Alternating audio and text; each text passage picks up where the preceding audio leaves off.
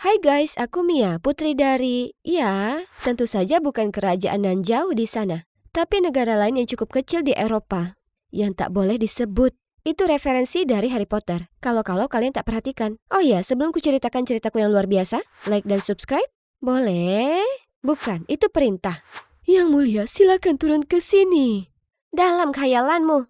Guys, akui saja, kalian juga berkhayal bisa terbang jauh dengan banyak sekali balon, paling tidak sekali, ya kan? Kujalani khayalan kalian sekarang. Tapi saat aku sedang menikmati udara segar, sebenarnya udaranya agak menipis di sini. Namun, entah dari mana datangnya, sekawanan burung dari arah berlawanan terbang langsung menabrak balon-balon itu.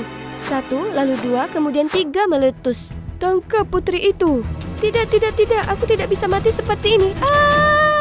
Jadi, di pemakamanku, hanya bercanda. Apa kalian benar-benar mengira aku mati?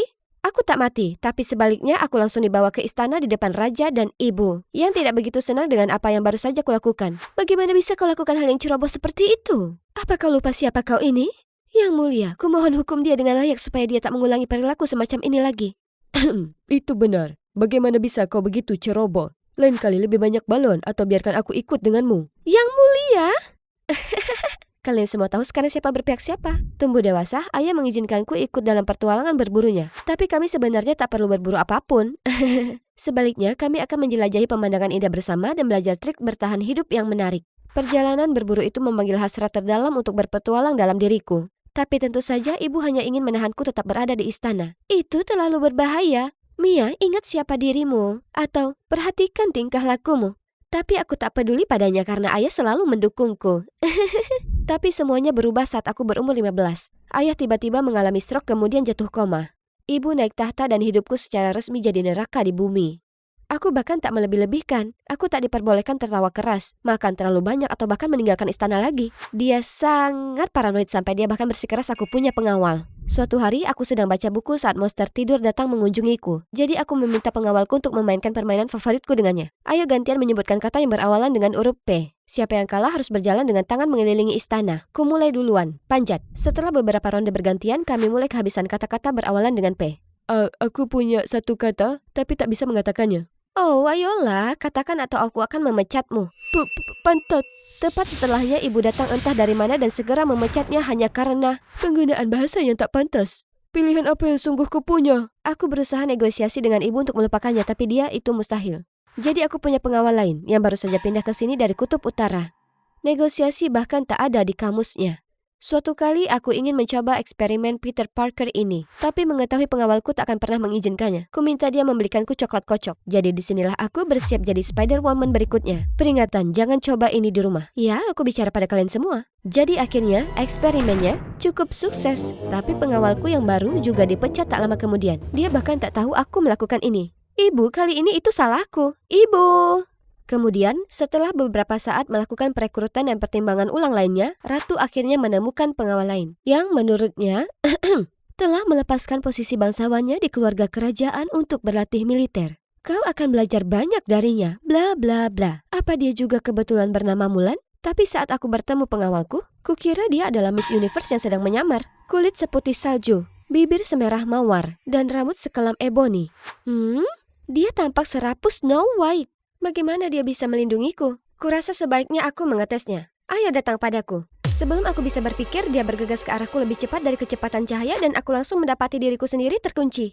Yang mulia, aku Grace. Aku akan menjadi pengawal Anda mulai sekarang. Baiklah, sekarang apa bisa kau lepaskan aku? Aku akhirnya bebas dari cengkramannya. Jadi, Lady Grace, apa benar kau melepaskan gelarmu untuk berlatih di militer? Itu benar, Yang mulia. Panggil saja aku Mia. Oh iya, kenapa kau lakukan itu? Aku hanya ingin mengikuti mimpiku dalam seni bela diri tanpa ada batasan. Aku dan Grace bicara lebih lanjut dan kusadari sebenarnya sangat menyenangkan berada bersamanya. Seiring waktu aku dan Grace menjadi dekat. Dia sangat baik dalam pekerjaannya, melindungiku dari kesulitan apapun yang kusebabkan sendiri. Tapi kapanpun dia bisa, dia juga berusaha mengajakku bersamanya saat tugas-tugas istana. Dia tahu betapa aku sangat menyukai berada di luar istana. Semuanya lebih baik dengan adanya Grace. Hingga satu hari setelah aku menginjak 17 tahun, Ratu memanggilku untuk mengumumkan berita yang mengubah hidup. Menurut perjanjian kerajaan, segera setelah putri menginjak 12 tahun, upacara pertunangannya akan diselenggarakan. Apa? Pertunangan?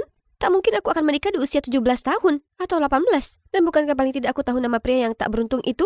Tepat saat itu, seorang pria masuk. Senang bertemu denganmu lagi, putri. Liam, sang adipati dari negara tetangga, aku bertemu dengannya di beberapa pesta bangsawan. Dan astaga, baunya seakan dia baru saja merendam dirinya di 1001 botol Dior Sauvage. Maksudku, lihat saja caranya menyibakkan rambutnya atau mengenakan pelembab bibir. Perutku langsung mogok melihat semua ini.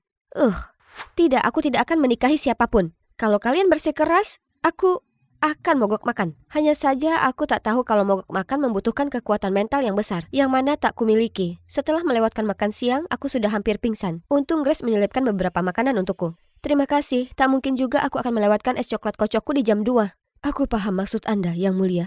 Ini semua karena si Liam itu. Apa kau lihat caranya bersikap? Dia seperti keledai. Sebenarnya saya dulu sering mengikuti kelas bangsawan dengan adipati itu. Oh ya, aku bertaruh dia gagal di semua kelas. Tak ada kebaikan dalam pria itu.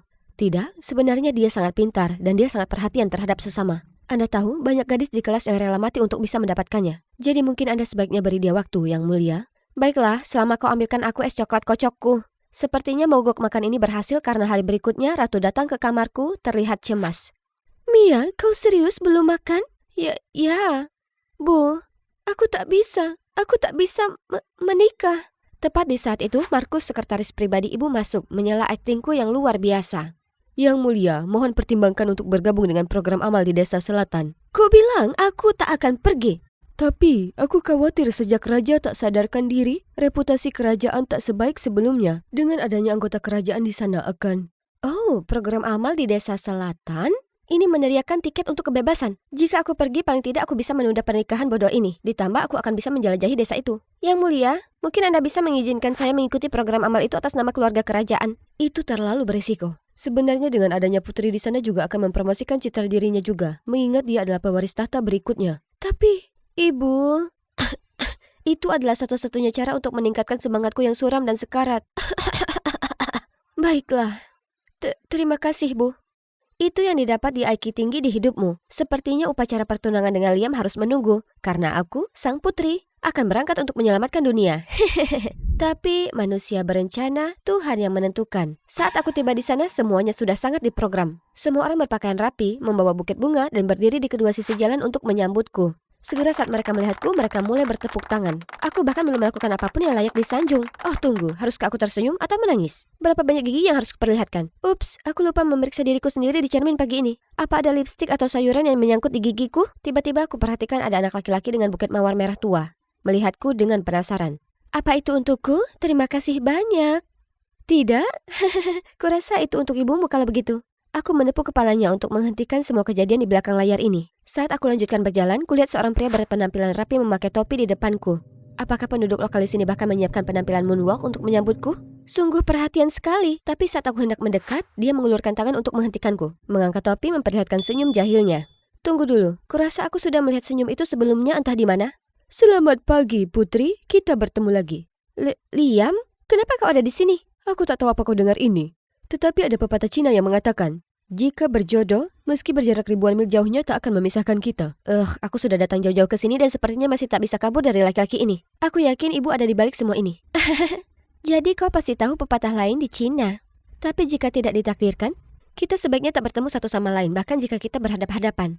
Bahkan setelah secara gamblang kukatakan aku tak ingin melihat wajahmu seperti itu, dia masih saja mengedipkan mata dan terus bertingkah norak. Dia juga bahkan bermain-main dengan Grace, membuatnya malu. Aku harus menyelamatkannya keluar dari sana. Abaikan saja dia. Kukira datang ke sini aku akan bebas berkeliaran untuk menjelajah sekeliling dan bertemu orang-orang baru. Tapi, tanpa persetujuan Ratu, Yang Mulia tak diperbolehkan untuk keluar. Kemudian, untuk makanannya, kita dihidangkan dengan berbagai jenis makanan lezat. Jadi, kita ini sedang beramal atau berlibur? Ya benar, bagaimana bisa kita berdua menghabiskan semua makanan ini sendiri? Kau seharusnya bergabung. Itu benar, semuanya ayo bergabung dengan kami. Kami tak bisa Yang Mulia. Oke, kalian semua duduk atau aku akan memecat kalian. Itulah kekuatan menjadi putri. Jadi ternyata kehidupan di sini tak berbeda dengan yang di istana. Aku harus berpartisipasi dalam banyak sekali kewajiban amal yang tak ada hubungannya dengan amal sama sekali. Parahnya, aku bahkan tak lagi bisa menikmati kesempatanku menunda-nunda. Bangun dan bersinarlah Putri, jadwal hari ini dimulai dengan sarapan jam 7, ditemani oleh Adipati, diikuti dengan wawancara dengan para jurnalis di jam 8. Jam 10.30, Yang Mulia dan Adipati akan memberikan hadiah kepada penghuni pondok, dan berfoto dengan Presiden serta Ibu Negara Prancis. Kemudian 11.30, baiklah, paling tidak biarkan aku memeras keju terlebih dahulu. Tidak Tuan Putri, kita tidak punya keju untuk sarapan hari ini. Jika aku tak salah, menu sarapan termasuk. Tidak, Grace, aku harus memanggang setangkup, menanam beberapa jagung. Aku perlu ke kamar mandi segera. Ya, sarapan kacau gara-gara Liam. Jika bukan karena Grace, aku pasti sudah melompat dan merobek-robeknya. Tapi sekarang aku masih harus bertahan ditemani manusia mengerikan ini untuk wawancara. Mari kita ambil foto cantik Tuan Putri dan Sang Adipati bersama. Dengan marah aku menatap ke kamera, sementara Liam menyeringai dengan bodoh. Kalian pasti hanya ingin foto yang indah dariku dan Liam.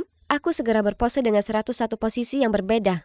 Wajah semua orang berubah dari terkejut menjadi bingung hingga tak bisa berkata-kata. Tuan Putri? Perhatian yang kudapat sebentar saja tiba-tiba diambil saat Liam juga mulai merangkak di atas tanah dan berpose seperti model Zara. Hei, kau tunggu apa? Ambil foto sebanyak kau mau. Apa dia harus berlaku sejauh itu? Setelah seharian difoto dan diwawancara dan menjadi cantik dan bernafas, aku kelelahan. Tapi aku masih butuh untuk menghadiri makan malam dengan presiden dan ibu negara Perancis. Aku berusaha mengikuti pembicaraan, tapi segera semua tawa dan obrolan di sekitarku perlahan menghilang. Kemudian aku tiba-tiba melihat diriku sendiri berubah menjadi kelinci, berlarian bebas di kebun wortel, bergaul dengan teman kura-kuraku. Saat aku berbalik untuk mencarinya, seorang petani tiba-tiba muncul dan mengangkatku. Ternyata petani itu adalah Grace. Hah? Apa aku mengatakan sesuatu yang lucu? Tepat saat aku menatap tajam ke Liam, dia tiba-tiba berubah serius. Tolong maafkan saya menderita kondisi yang disebut Lavalot sejak usia muda. Apa itu Lavalot? Kenapa aku tak pernah mendengar soal itu? Oh, hanya sekitar 0,01% populasi menderita ini, jadi itu tak begitu populer. Orang dengan sindrom Lavalot tak punya kontrol otot mulut dan rahang mereka. Atau kapan mereka tertawa. Oh, aku paham. Aku turut menyesalkan itu. Kau masih sangat muda. Aku berusaha keras untuk menahan tawaku. Bagaimana mungkin ibu negara tak menyadari kalau Liam hanya bermain-main dengannya? Sudah beberapa hari dan yang kulakukan hanyalah makan, tidur, dan berfoto. Aku sudah muak. Suatu pagi kupanggil Grace masuk. Beberapa hari terakhir sungguh melelahkan dan aku tak merasa enak. Aku akan istirahat hari ini. Jangan biarkan orang mengganggu. Saya paham, Yang Mulia. Seharusnya aku lakukan ini lebih awal. Gerbang depan dijaga dengan ketat, jadi aku harus menyelinap lewat halaman belakang. Tapi kenapa dinding itu begitu tinggi? Aku hendak memanjat dinding saat tiba-tiba ku dengar suara gemerisik di bawah. Hah? Lubang anjing? Astaga, aku sudah terlanjur basah. Tak ada jalan kembali. Aku mencoba masuk, tapi sepertinya aku terlalu banyak makan waktu sarapan. Ayo, kamu bisa. Fiu, akhirnya aku menghela napas panjang. Jadi seperti ini bau kebebasan. Aku mengikuti jalan di depan dan segera melihat sebuah desa di kejauhan. Dengan semangat aku jalan menuju ke sana, tapi tiba-tiba menginjak sesuatu yang kuharap bukan buatan manusia. Ya, itu bukan buatan manusia, melainkan buatan kuda. Saat aku mencari tahu apa yang harus kulakukan berikutnya, seseorang lewat. Dia tinggi dan tampan, seperti karakter laki-laki yang berjalan keluar dari manga Jepang. Tapi kenapa harus dalam situasi memalukan begini? Saat aku masih mencari tahu apa yang harus dilakukan berikutnya, seseorang lewat. Dia tinggi dan tampan, seperti karakter laki-laki yang berjalan keluar dari manga Jepang. Tapi kenapa harus dalam situasi memalukan begini? Setelah rasanya sekian lama dia melirikku, dia akhirnya mendekat padaku, membuka tasnya dan mengeluarkan sepasang sepatu tua. Aku menghayalkan bagaimana dia akan membantuku memasangnya. Seperti di film-film saat dia melemparkan sepatu itu ke sampingku, harusnya bisa dipakai. Kemudian dia pergi. Hei, kau! Apa paling tidak kau bisa membantuku keluar dari ini? Dia menghela nafas lalu berbalik untuk membantuku. Apa kau tahu siapa aku? Tentu saja saya tahu, Yang Mulia. Ada apa dengan sikapmu itu? Keluarga kerajaan tak pernah peduli untuk mendatangi desa yang miskin. Kenapa Yang Mulia repot-repot ke sini? Benarkah itu? Ya, kalau begitu aku ingin kau mengantarku berkeliling supaya aku tahu kondisi rakyatku. Orang asing? Pria itu sepertinya terkejut dengan permintaanku, tapi kemudian memasang senyum termanis. Nama saya Will, dan tentu saja saya bisa memberi Anda tur. Jika tatapannya yang penuh arti ini sudah cukup untuk membuat dirimu mempertanyakan nilai dirimu, senyumnya bisa membuatmu merasa kau adalah gadis paling beruntung di dunia. Tapi sebelum Anda bisa berkeliling, Anda harus berbaur terlebih dahulu. Orang di sini tak begitu suka dengan anggota kerajaan. Kemudian dia memberiku beberapa pakaian bekas dari tasnya. Anda bisa pakai di sana. Apa? Apa aku terlihat aku pantas berada di sana? Tak akan ada yang menghakimi, kecuali mungkin ayam. Hei, aku bisa memenggalmu dalam sekejap. Saya hanya bercanda, Anda aman di sana. Tempatnya berada di tengah ladang jagung. Jadi aku harus masuk dan berganti dengan cepat. Will ini sebaiknya tak bercanda. Dan memang tidak, dia membawaku berjalan berkeliling dan menceritakan padaku kehidupan para petani di sini. Aku sangat kaget melihat rumah-rumah dalam kondisi yang memprihatinkan. Bagaimana mungkin aku hanya melihat wanita dan anak-anak di sini? Kemana semua prianya? Yang muda, terutama yang pria, semua pergi berusaha mencari pekerjaan. Kondisi kehidupan di sini sulit. Aku bisa lihat. Tapi kalau begitu siapa yang bantu anak dan lansia? Kita semua adalah satu keluarga besar, jadi semua orang mengandalkan satu sama lain untuk bertahan. Dan kau satu-satunya laki-laki yang ada? Sebenarnya aku juga akan pergi, tapi kemudian aku tak punya hati melakukannya. Jadi kuputuskan tinggal di sini mengurus semuanya.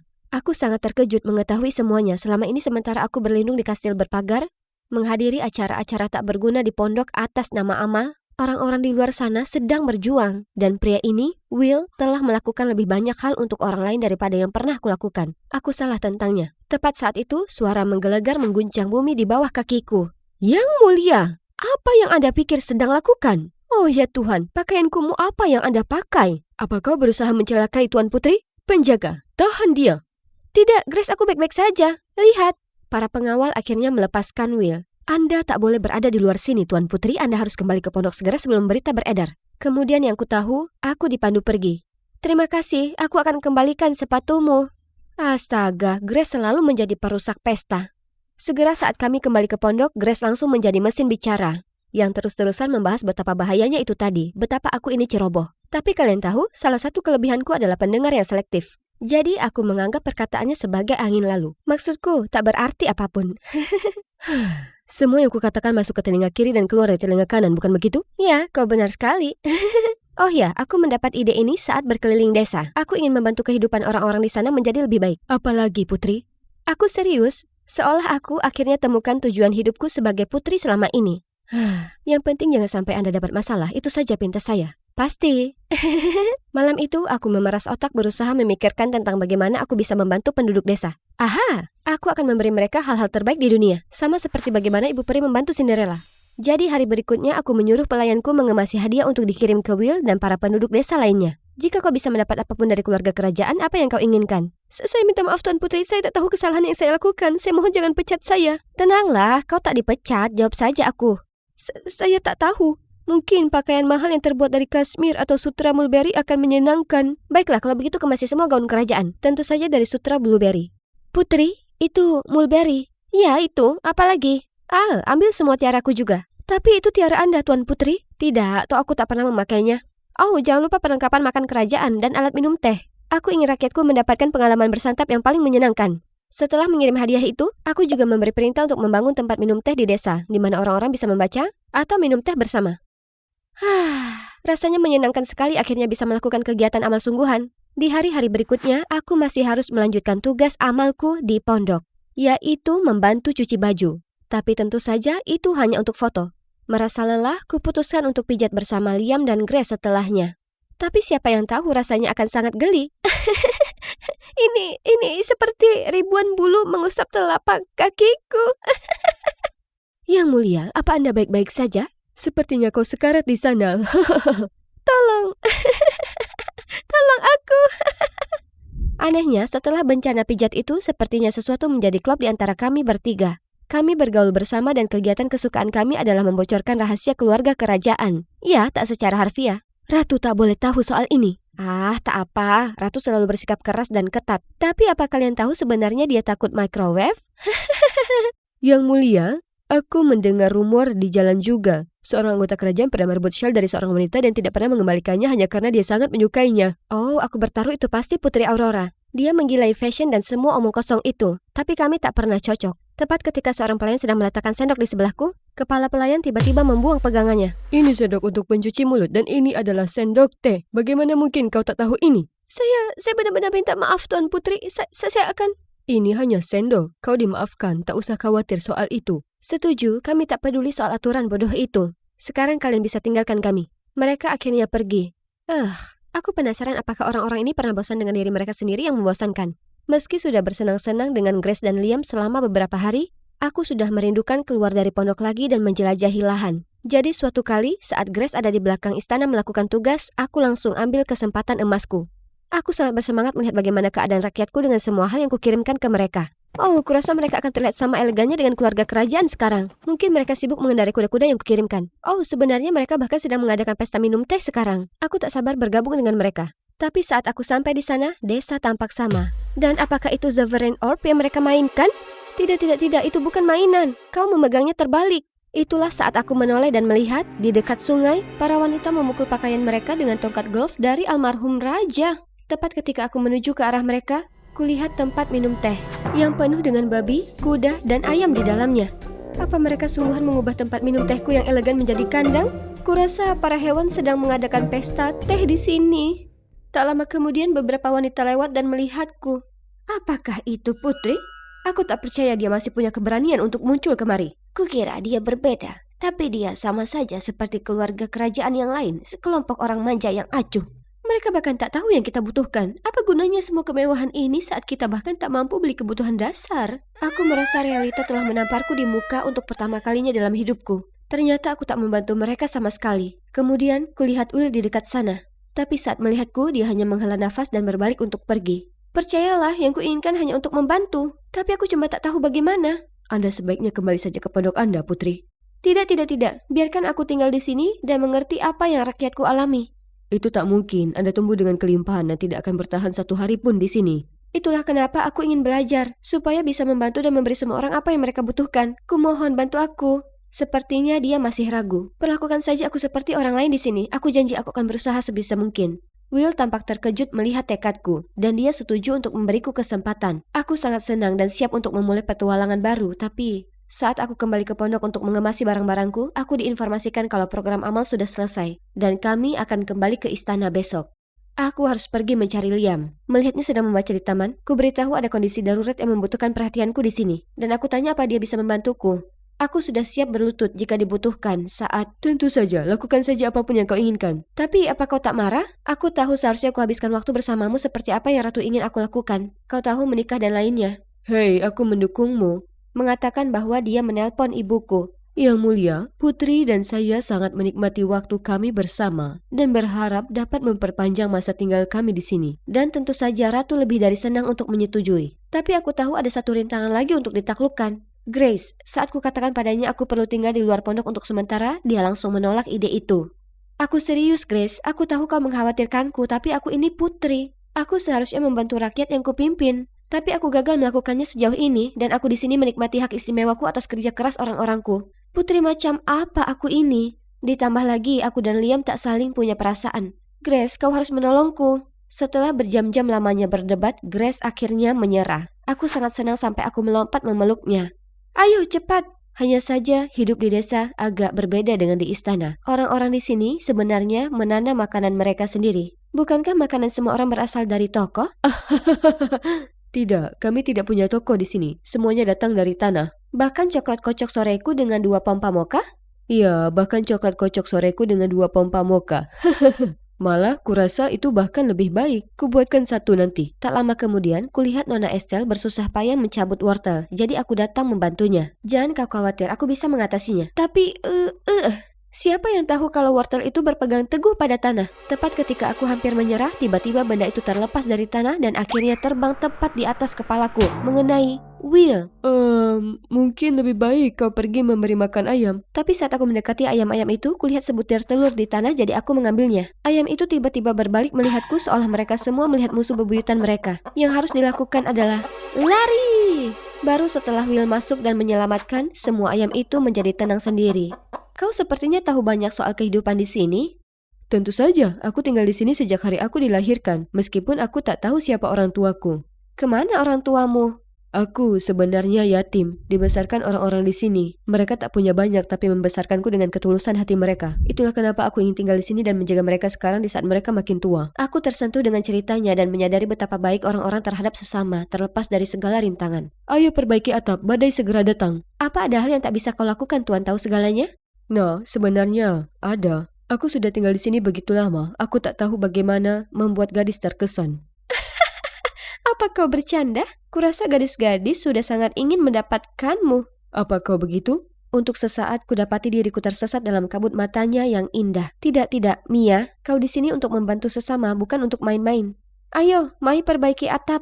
Kemudian di hari itu, Will membawaku ke taman dan menunjukkan cara tradisional untuk membuat coklat. Dan hanya seperti ini kau terus menggilingnya hingga ia menjadi pasta yang kental. Aku mencobanya dengan Will memegang tanganku. Kami berdua sangat dekat. Aku bisa mendengar jantungku berdegup kencang di dada. Apakah ini sensasi yang mereka bicarakan dalam dongeng? Saat kami selesai, Will membuatkan coklat panas dan memberiku segelas. Dan saat aku menyesapnya, rasa yang kuat, gurih, dan membumi langsung menghangatkan tubuhku.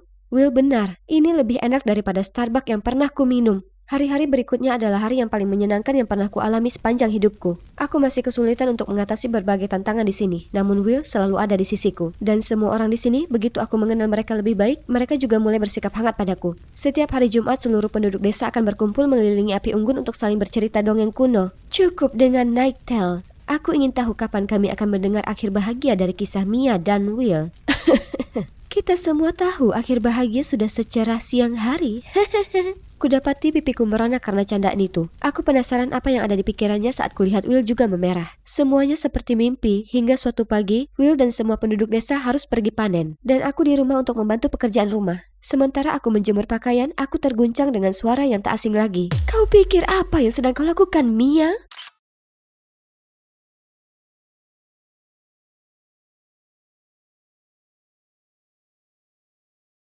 Semuanya seperti mimpi sampai suatu pagi. Will dan penduduk desa lainnya harus pergi panen, dan aku tinggal di rumah membantu pekerjaan. Saat aku sedang menjemur pakaian, aku dikejutkan oleh suara yang familiar. Apa yang kamu lakukan, Mia?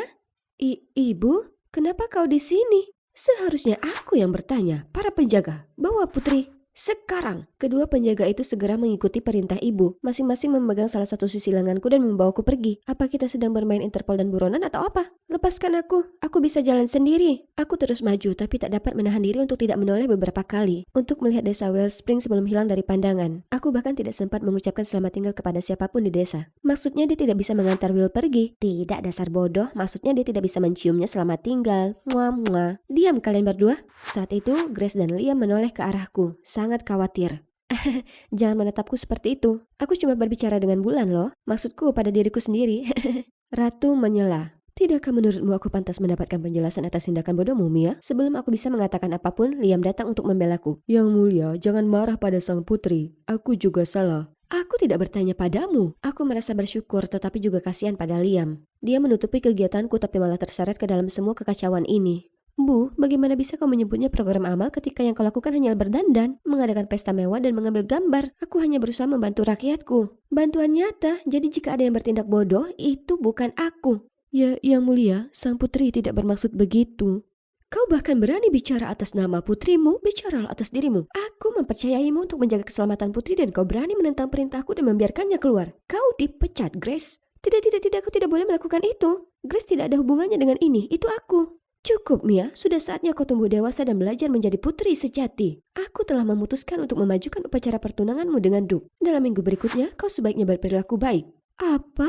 Tidak mungkin, Bu. Tidak peduli seberapa keras aku mencoba memanggilnya kembali, dia tidak menoleh. Apa kau tidak akan melakukan sesuatu? Kau dan aku harus menghentikan pernikahan bodoh ini. Aku tidak tahu. Apa maksudmu kau tidak tahu? Kita tidak punya perasaan satu sama lain. Mia, kau dan aku sama-sama tahu kita tidak bisa menentang aturan kerajaan. Ditambah lagi, aku tidak akan mengatakan ini, tapi kasih sayang dapat dibangun seiring waktu. Iya. Kau benar, kau seharusnya tidak mengatakan itu. Lalu aku pergi dengan marah. Ketika aku berjalan melewati Grace, wajahnya yang membeku dan matanya yang berkaca-kaca semakin menyakitiku. Beberapa hari berikutnya, para penjaga mengikutiku 24 jam. Kau akan masuk bersamaku atau bagaimana? Maaf yang mulia, aku akan menunggu di luar. Di lain waktu, karena merasa sangat bosan, aku berjalan-jalan di sekitar istana. Kenapa kau mengikutiku dari belakang seperti itu? Apa aku tawananmu? Maaf, yang mulia. Lalu dia dengan cepat berjalan di depanku memimpin jalan. Beraninya kau berjalan di depanku, memangnya kau raja? Maaf. Jadi dia memperlambat langkahnya dan berjalan berdampingan denganku. Hei, kau bukan temanku untuk berjalan di sampingku seperti itu. Yang mulia, aku tidak diizinkan berjalan di belakang, di depan, atau di sampingmu. Tolong beritahu aku di mana aku harus berada. Tidak bisakah dia mencari tahu sendiri? Aku pergi, meninggalkannya meratap. Sungguh memalukan. Yang mulia. Tentu saja kali ini aku tahu tidak mungkin aku bisa kabur dari istana. Karena tidak ada orang atau tempat untuk meminta bantuan, aku hanya bisa mencari penghiburan dari ayah. Setiap hari aku pergi ke kamarnya, mengobrol atau membacakan buku untuknya. Aku merindukan semua kenangan terindah saat kami berdua berpergian dan bersenang-senang bersama. Saat itu Halloween ketika usiaku 10 tahun. Ayah dan aku berdandan seperti Anna dan Elsa tanpa memberitahu siapapun dan muncul di depan rumah seseorang. Trick or treat. Raja Daniel? Bukan, salah rumah, maaf. Ternyata pria itu seorang reporter, jadi dia langsung mengenali ayah. Astaga, saat itu sangat lucu sampai-sampai kupikir aku mengompol saat berlari. Namun hari-hari bahagia tanpa beban itu sudah lama berlalu. Meskipun aku tahu ayah sedang tidur lelap, aku tetap mencurahkan isi hatiku menceritakan semua yang telah terjadi. Dari betapa ibu sangat mengontrol dan tegas hingga petualanganku yang menakjubkan dengan Will di desa. Dan bahwa aku akan segera menikah dengan seseorang yang tidak kusukai. Aku sangat merindukanmu. Tolong bangun dan akhiri semua ini. Aku bahkan tidak bisa berbicara dengan ibu lagi. Kemudian aku mendapati diriku terisak-isak di samping ayah. Beberapa hari berikutnya aku tidak bisa berhenti memikirkan Will dan penduduk desa. Apakah dia tahu aku akan segera menikah? Saat itu aku mendengar pembantu bicara di sudut. Apa kau sudah dengar tentang orang gila yang coba masuk ke istana? Ya, dia mencoba menyamar sebagai pemasok makanan lalu sebagai pengemudi truk sampah. Dan bahkan mengambil risiko bersembunyi di dalam lemari pendingin ikan hanya untuk melewati tembok. Tiba-tiba aku merasakan jantungku berdebar kencang. Seperti apa rupanya? Apa kau tahu namanya? Aku tidak tahu namanya, Yang Mulia. Dia cukup tinggi dan berambut hitam. Itu pasti Will. Aku bertanya-tanya apakah dia baik-baik saja. Suatu malam aku bersama ayah membacakan buku untuknya seperti biasa. Aku pasti tertidur di sana dan dibawa kembali ke kamarku saat aku terbangun di tempat tidurku. Mendengar semua pertengkaran berisik di lantai bawah, aku melangkah keluar ke balkon untuk melihat apa yang terjadi di sana dan aku tidak percaya dengan apa yang kulihat. Di sanalah dia, dibawa pergi oleh para pengawal kerajaan. Apa yang dilakukan di sini? Aku segera pergi menemui Ratu. Apa yang terjadi, Bu? Kenapa para pengawal membawa Will pergi? Dia cukup berani untuk menerobos masuk ke istana dan meminta bertemu dengan putri. Tolong biarkan dia pergi, Bu. Bukankah seharusnya kita beri pelajaran? Jika dia tidak meninggalkan tempat ini dengan selamat, ibu tidak akan melihatku di pernikahan dengan Liam besok. Apa kau mengancamku? Beraninya kau. Tidak ada yang tidak akan kulakukan. Mengatakan itu aku pergi. Aku tidak pernah sejauh ini, tapi itulah satu-satunya cara untuk melindungi Will. Aku kembali ke kamarku saat semuanya kembali tenang. Tiba-tiba aku merasakan sebuah tangan di bahuku dan aku hampir berteriak keras. Grace! Shh! Kenapa kau di sini? Bagaimana bisa kau masuk ke sini? Ya Tuhan, aku sangat merindukanmu. Apa kau baik-baik saja akhir-akhir ini? Aku masuk saat para penjaga membawa Will pergi. Dan aku baik-baik saja, Yang Mulia. Kau juga melihat Will? Apakah dia baik-baik saja? Apakah dia terluka? Will baik-baik saja, jangan khawatir. Dan sebenarnya aku di sini untuk membawamu bertemu dengan Will. Kami punya rencana untuk membantumu lolos dari upacara pertunangan besok. Kemudian Grace memberiku seragam pengemudi truk dan aku segera berganti pakaian. Aku melompat ke truk dan Grace mengendarainya ke gerbang. Saat itulah kami dihentikan oleh para penjaga. Berhenti di situ. Siapa kau dan mau kemana? Apa aku melihatmu datang? Kami akan menyediakan makanan untuk pernikahan besok. Kami sudah di sini sejak pagi. Penjaga itu menatapku saat jantungku berdebar kencang di dadaku sebelum akhirnya dia membiarkan kami pergi. Phew. Keluar dari istana, Grace langsung membawa kami melintasi hutan dengan kecepatan lebih cepat dari Flash yang mengemudikan truk. Pelan-pelan saja, Grace, tapi dia tidak menjawabku. Malah dia mempercepat laju mobil. Aku berpegangan pada mobil saat jantungku hampir melompat keluar dari dadaku, dan kami akhirnya berhenti. Saat aku keluar dari mobil, aku menyadari kami berdiri di dekat tebing berbatu. Bukankah kau bilang kita akan bertemu dengan Will? Kenapa kita di sini? Kelihatannya agak menakutkan, tapi saat aku berbalik, Grace berada tepat di belakangku. Grace, apa yang kau lakukan? Aku berbohong padamu. Tidak ada kesepakatan antara Will dan aku. Cuma kita berdua di sini. Tapi kenapa? Berhenti, kau membuatku takut. Kau tak bisa melihatnya? Kami sedang jatuh cinta. Siapa? Kau dan Will? Tidak. Duke yang akan bertunangan denganmu besok. Kami pacaran. Kedengarannya bagus, maksudku kau dan Liam bersama. Tapi sejak kapan? Kami pernah bertemu dan saling mengenal sebelumnya. Tapi kami baru punya perasaan satu sama lain baru-baru ini ketika kami menghabiskan waktu bersama di pondok. Tapi kemudian kau mencurinya dariku. Tiba-tiba, Grace menerjang untuk mendorongku ke ujung tebing. Tidak. Kau tahu bahwa Liam dan aku, kita berdua tidak menginginkan pernikahan ini. Sebelum aku bisa menyelesaikannya, Grace menangis terseduh-seduh. Aku tahu itu. Aku tahu kau juga tidak menginginkannya. Tapi Liam dan aku, kami membicarakannya dan dia berkata tidak mungkin kami bisa bersama karena aku melepaskan status bangsawan. Dan aku cuma rakyat jelata sekarang. Dan lebih buruknya, sepertinya Liam mengikuti perintah kerajaan dan menerima pernikahan ini. Aku tidak tahu harus berbuat apa lagi. Aku tidak pernah melihat sisi dirinya yang seperti ini. Bagiku, Grace selalu menjadi pengawal yang paling tangguh dan paling bertanggung jawab yang melindungiku dalam segala hal. Tapi bagaimanapun juga dia hanya seorang gadis. Aku memeluknya dengan hangat dan merasakan air mata mengalir di wajahku juga. Keesokan paginya, semua orang berkumpul untuk menyaksikan momen Liam dan aku menjadi pasangan resmi. Tapi tepat ketika Liam hendak memasangkan cincin di jariku, aku langsung menarik tanganku kembali. Aku menentang pernikahan ini ketika aku hendak melanjutkan seseorang berbicara. Kami juga menentang pernikahan itu. Aku terkejut melihat Will memimpin penduduk desa lainnya. Selama program amal, sementara keluarga kerajaan sibuk bermain-main di pondok mewah itu, sang putri adalah satu-satunya yang benar-benar peduli untuk mengunjungi desa kami. Jika ada yang pantas mendapatkan kebahagiaan, itu adalah sang putri. Itu benar. Sang putri pantas bersama seseorang yang dicintainya dan hidup bahagia selamanya. Itu benar. Aku sangat tersentuh melihat wajah-wajah yang sudah lama tidak aku lihat. Lalu aku melihat senyum dan tatapan penuh kasih sayang dari Will. Apakah ada orang yang bisa lebih tampan setelah beberapa minggu seperti itu? Liam tiba-tiba angkat bicara. Aku juga menentang pernikahan ini karena aku mencintai orang lain. Grace, Dulu aku pengecut karena tidak menentang perintah kerajaan. Aku pikir aku ingin membalas raja karena telah membantu ayahku di masa lalu. Namun, putri dan semua orang di sini membuatku sadar bahwa aku hanya punya satu kehidupan untuk dijalani. Dan aku tidak mampu menyakiti siapapun, tidak Grace, tidak juga Tuan Putri. Kerumunan orang menjadi kacau dan aku bisa merasakan Ratu marah besar. Tepat saat itu, suara tegas terdengar, membungkam semua orang. Pagi ini Putri bangun pagi sekali, pergi menemuiku dan menangis sejadi-jadinya, mengganggu tidurku. Jadi aku harus bangun untuk mengumumkan, pernikahan ini batal. Sebaliknya, Putri diizinkan bersama siapapun yang diinginkan hatinya. Tidak ada kata-kata yang bisa menggambarkan luapan kebahagiaan yang aku rasakan saat aku berlari memeluk ayah. Namun bukan itu saja, ayah juga memutuskan untuk menjadikan Will sebagai baronet di desanya untuk mengawasi perkembangan mulai sekarang. Kalian berdua mendapat restuku dan boleh kembali ke desa Wellspring mulai hari ini. Bergandengan tangan, Will dan aku berlari keluar dari sana di tengah sorak-sorai paling keras dari seluruh penduduk desa Wellspring dan tamu pernikahan lainnya. Dengan persetujuan raja, aku kembali ke istana untuk mengemasi barang-barangku untuk pergi. Aku melihat Ratu saat aku keluar, tapi dia hanya menoleh dengan dingin tanpa berkata apa-apa. Kurasa beberapa hal tidak pernah berubah. Ketika semuanya sudah siap, Markus tiba-tiba datang menemuiku. Yang mulia, Ratu benar-benar sangat mencintai dan peduli padamu. Benarkah? Dia bahkan tidak repot-repot mengantarku. Ada sesuatu tentang Ratu yang menurutku harus kau ketahui. Markus dan aku pergi ke taman untuk mengobrol pribadi. Ketika Markus menceritakan kebenaran yang tak terungkap tentang ibuku, dia sebenarnya adalah orang biasa ketika menikah dengan ayah. Tepat setelah pernikahan, meskipun dia telah menjadi ratu, keluarga kerajaan tidak pernah menunjukkan rasa hormat yang pantas diterimanya. Itulah sebabnya Ratu selalu berusaha sebaik mungkin untuk bertindak seperti bangsawan dan menutupi jejak latar belakangnya yang sederhana. Kau mungkin berpikir dia selalu terlalu tegas, terlalu mengaturmu, tetapi jauh di lubuk hatinya, Ratu hanya ingin kau menyesuaikan diri dan tidak pernah dipandang rendah seperti dia. Melihatku tenggelam dalam pikirannya, Markus melanjutkan. Tolong pahamilah itu hanya cintanya padamu. Bagaimanapun juga, dia seorang ibu yang kebetulan juga seorang ratu. Aku berlari untuk menemui Ratu yang sedang duduk dengan tenang di perpustakaan. Sepertinya dia banyak menangis. Yang mulia, Markus baru saja menemuiku. Aku tahu segalanya sekarang tentangmu dan keluarga kerajaan. Benarkah? Melihatnya masih memasang muka dinginnya, aku berlari memeluknya. Sesuatu yang sudah lama tidak kulakukan. Kau bisa saja mengatakan padaku betapa beratnya yang harus kau lalui. Kau bisa mengandalkanku saat keadaan sulit, katahu. Kita keluarga. Aku merasakan air mata hangat di punggungku. Aku minta maaf, Mia. Aku begitu mengendalikanmu sampai-sampai aku lupa bahwa kau selalu menjadi putriku yang baik dan manis. Aku berusaha membantumu, tapi aku lupa bahwa aku tidak memberimu bantuan yang tepat. Maafkan aku, sayangku.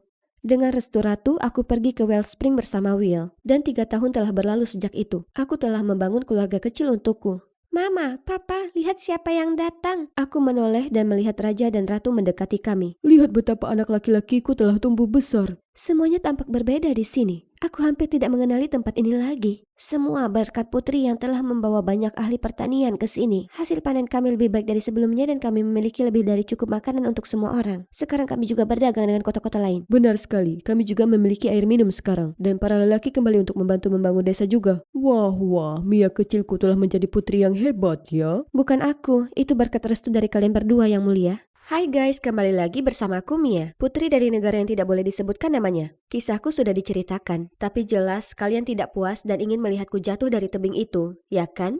Ya, jadi diamlah, dengarkan baik-baik. Tidak, ayo lupakan itu. Ayo kita langsung menyelam. Tiba-tiba, Grace menerjang untuk mendorongku ke ujung tebing. Tidak. Kau tahu bahwa Liam dan kami berdua tidak ingin pernikahan ini.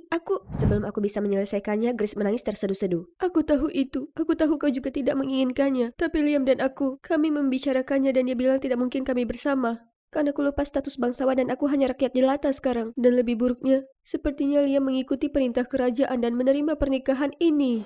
Aku tidak tahu harus berbuat apa lagi. Mia terkejut melihat sisi lembut Grace ini. Ia berjongkok untuk menghibur Grace ketika tebing tempat ia berdiri tiba-tiba runtuh dan ia terjatuh. Grace terlalu terkejut untuk menahan Mia. Merasa sangat bersalah dan hancur, Grace kembali ke istana untuk memberitahu Ratu tentang apa yang telah terjadi, dan Ratu segera memerintahkan pengawalnya untuk mencari sang putri, tetapi tidak berhasil. Setelah itu, Grace harus menghadapi hukuman penjara. Liam mengunjunginya dan meminta maaf karena tidak dapat membelanya, serta berjanji untuk menunggunya. Ratu sangat berduka dan menyesali apa yang telah ia lakukan kepada sang putri sehingga ia melakukan perjalanan jauh dan luas untuk beramal. Tidak lama kemudian, Raja juga terbangun dari komanya dan pencarian untuk menemukan Mia tidak pernah berhenti selama bertahun-tahun. Suatu hari saat menjalankan tugas istana, Raja dan Ratu tiba di desa Wellspring. Di sana mereka melihat seorang anak laki-laki yang tampak persis seperti putri Mia. Ratu mendekati anak kecil itu untuk bicara. Ketika ia memanggil orang tuanya, Ratu berbalik dan melihat putri Mia dan Will bersama.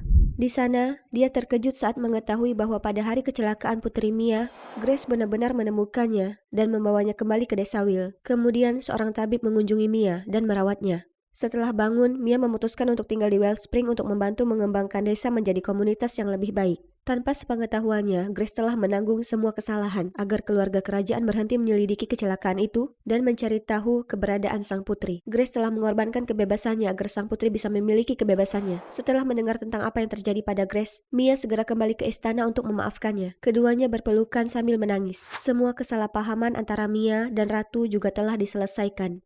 Putri Mia dan Will kembali ke istana, sementara Liam dan Grace akhirnya berkumpul juga. Itu adalah akhir yang bahagia dan mereka semua hidup bahagia selamanya. Karena sang putri saat ini sedang pergi, kedip-kedip. Aku tanya kalian semua, akhir cerita mana yang kalian suka? Beritahu aku di kolom komentar dan sang putri akan selalu menjenguk kalian. Karena dia sibuk menjalani hidup bahagia selamanya. Dah. Hari Mingguku yang berharga hancur karena adik perempuanku yang menyebalkan, Emma, yang bersikeras menyeretku ke gereja untuk waktu saudara. Kami masuk dan pendeta itu mendekat. Selamat datang, kamu pasti anggota baru kami, Jacqueline. Wow. Saat itu, patung suci di dekatnya terjatuh dan hancur berkeping-keping. Itu pertanda buruk, dia pembawa sial. Tidak, tidak, tidak. Kamu iblis, keluar dari sini. Ya, itu aku. Kalian mungkin bertanya-tanya bagaimana aku bisa berada dalam situasi itu. Hai, namaku Jacqueline. Kalau menurut kalian aku juga pembawa sial, kalian salah besar. Karena, animator, putar ulang adegan terakhir itu. Pause di situ dan... Lihat itu adikku Emma. Dan maju lebih cepat lagi, tolong geser. Di sana, di sanalah dialah biang keladi di balik apa yang disebut sebagai kesialanku. Kalian pasti bertanya-tanya kenapa aku tidak mengungkap Emma hari itu. Itu karena semua orang tertipu oleh penampilan Cinderella yang naif dan tidak pernah percaya bagaimana malaikat hidup bisa melakukan perbuatan nakal seperti itu. Tapi kenyataannya, dia adalah iblis. Dia melakukan segalanya untuk membuatku terlihat seperti bencana berjalan kemanapun aku pergi. Tapi, siapa aku, ha? Malam itu, untuk membalas Emma, aku bersembunyi di bawah tempat tidur sampai dia tertidur lelap. Melingkarkan tanganku yang sedingin es di pergelangan kakinya, melompat keluar dari bawah tempat tidur dan... Boo! Emma berteriak dari atap dan orang tua kami bergegas masuk ke kamar dengan khawatir, hanya untuk melihatku tertawa histeris. Saat itu, polisi yang sedang berpatroli juga menerobos masuk, mengira ada sesuatu yang tidak beres di rumah kami. Kami akhirnya menghabiskan malam itu mencoba menjelaskan kepada mereka bahwa tidak ada yang terjadi dan mereka akhirnya pergi. Tahukah kamu berapa banyak malam tanpa tidur yang kita alami hanya karena pertengkaran kecil kalian? Itu dia, aku akan mendaftarkan kalian berdua ke peternakan komunitas mulai besok. Apa? Tapi ayah, aku tidak bisa hidup di antara binatang dan tanah. Untuk kali ini aku setuju dengan Emma, tidak mungkin aku pergi ke sana. Kalian tidak boleh pulang sampai kalian belajar hidup bersama. Tinggal bersama Emma sepanjang waktu, aku lebih suka menjadi pembawa sial sekarang. Jadi keesokan paginya, ibu dan ayah mengantar kami ke pertanian untuk hidup dari lahan tersebut dan bersatu bersama. Tapi lihatlah ketenangan dan pemandangan yang indah ini. Mungkin datang ke sini bukanlah ide yang buruk. Tiba-tiba sebuah lagu yang keras dan menjengkelkan mulai diputar dari dalam koperku. Mengagetkan para hewan dan mereka menjadi panik. Hentikan musiknya. Tapi koperku terkunci. Aku melihat Emma menyeringai, menekan teleponnya dan musik tiba-tiba berhenti. Setelah semua terkendali, para petani menatapku dengan pandangan tidak suka. Tepat ketika aku mengira keadaan tidak akan lebih buruk lagi, sebuah trailer di dekatnya tergelincir dan mulai terguling menuruni bukit langsung menuju ke salah satu petani yang tidak sadar. Emma segera menyerbu masuk dan mendorong dirinya serta petani itu keluar dari bahaya, tepat pada waktunya. Richard, kamu baik-baik saja? Oh ya, terima kasih kepada nona muda ini. Kamu menyelamatkan hidupku. Betapa beruntungnya kamu.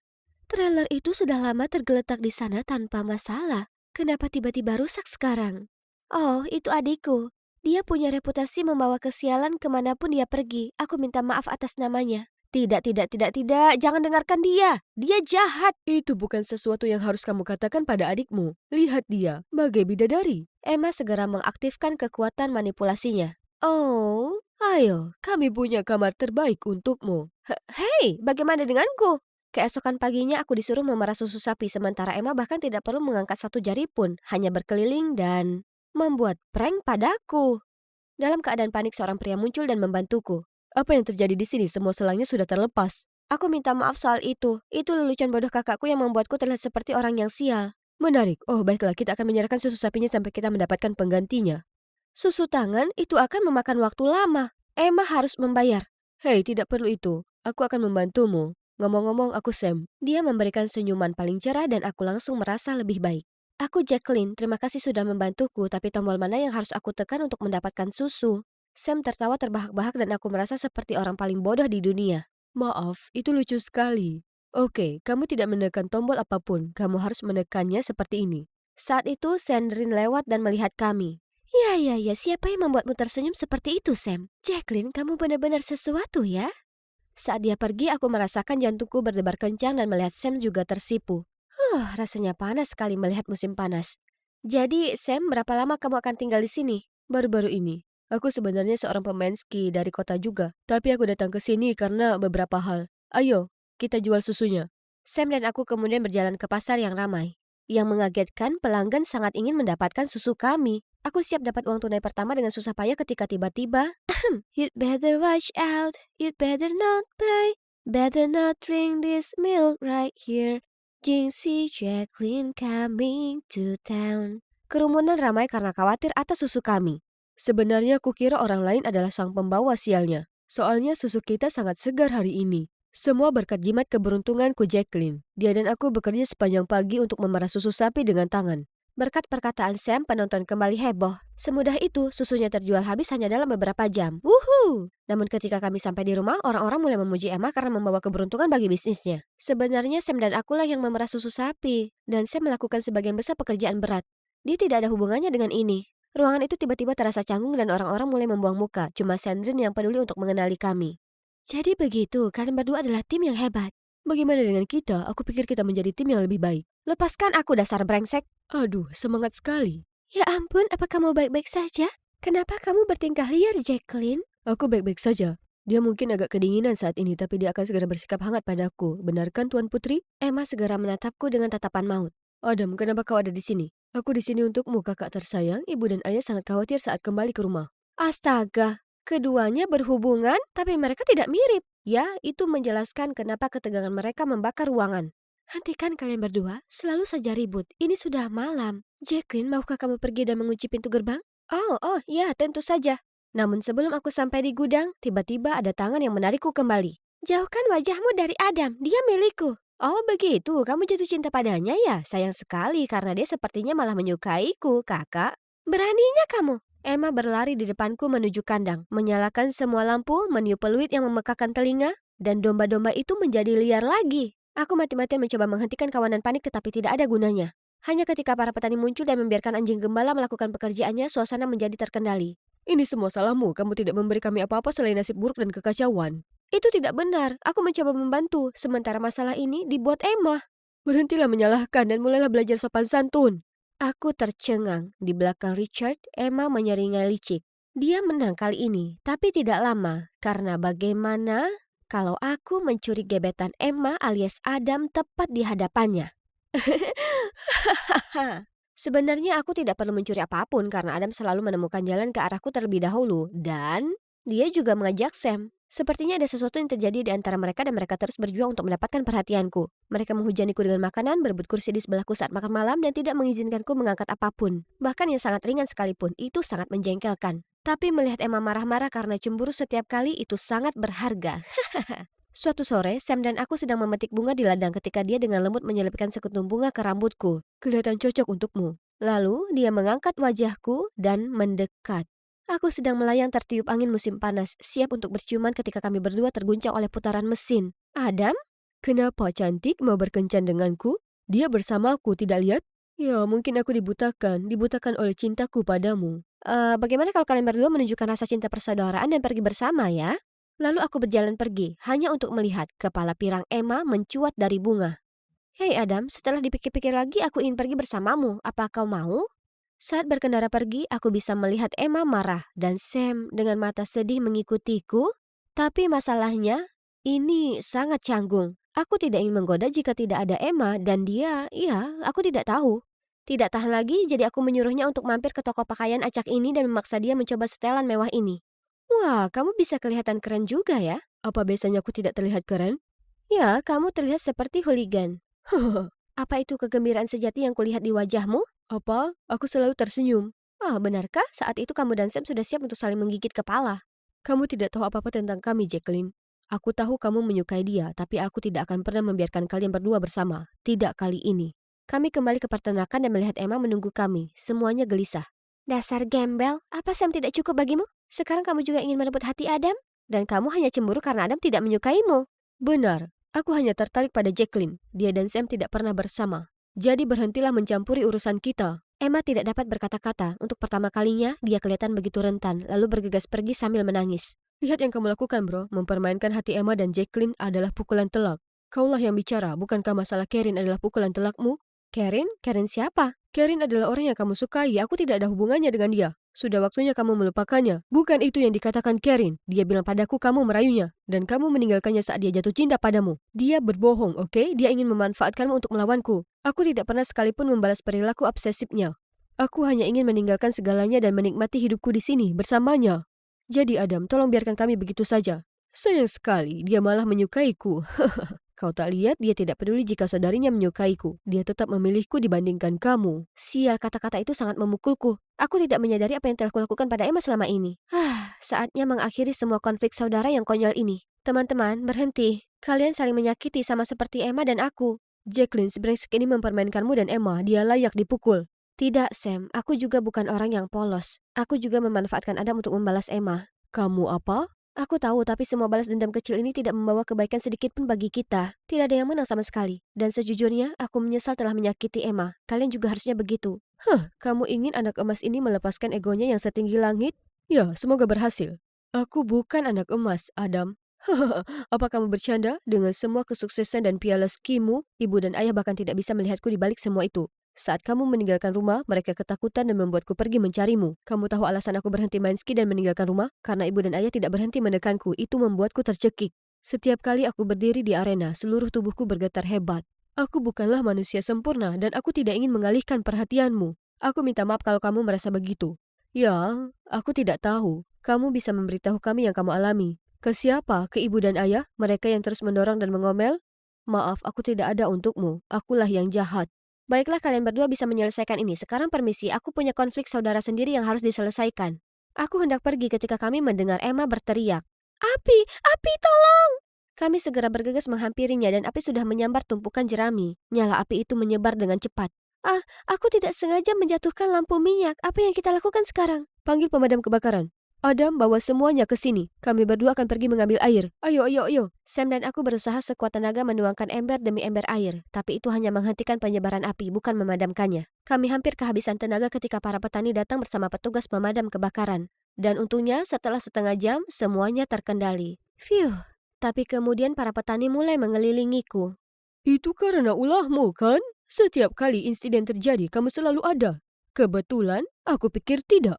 Ini dia lagi. Tapi kali ini aku terlalu terpukul untuk mengatakan apapun. Lalu ada Emma yang ketakutan karena trauma. Jadi aku berusaha sekuat tenaga untuk berdiri. Benar, aku menjatuhkan lampu minyak dan menyebabkan kebakaran ini. Apa yang kamu lakukan? Tidak apa-apa, aku sudah terbiasa dengan ini. Tidak, itu salahku. Jacqueline hanya mencoba untuk mengambil risiko.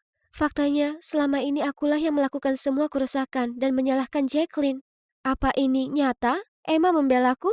Kamu, apakah ini semacam lelucon kekanak-kanakan? Kamu bisa saja merugikan semua orang di sini. Ini pekerjaan seumur hidup kami, bukan taman bermain anak perempuanmu.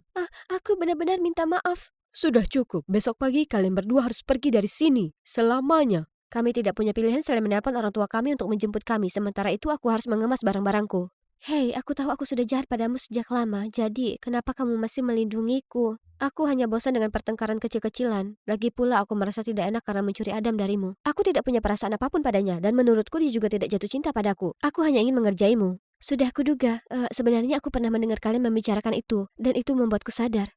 Kalian tahu, aku dulu senang menjadi anak tunggal. Ya, serius. Tapi sejujurnya, saat kamu datang, rasanya semua perhatian dan cinta dilucuti dariku. Aku merasa sangat kesepian dan cemburu, jadi aku memutuskan untuk menjadikanmu pusat perhatian, tetapi dengan cara yang paling buruk. Maaf, tidak apa-apa, sekarang semuanya sudah berlalu. Aku hanya ingin kita rukun. Dan aku tidak disebut pembawa sial lagi. Baiklah. Keesokan paginya orang tua kami datang dengan keadaan marah. Kami sangat siap untuk landasan jangka panjang, tetapi begitu mereka melihat kami berpegangan tangan, mereka senang. Sayang, menurutku rencanamu berhasil. Aku tahu kalian berdua bisa jadi pembuat anak kecil, tapi jauh di lubuk hati kalian masih saling mencintai. Ayo, kita pulang. Bisa tunggu beberapa menit saja?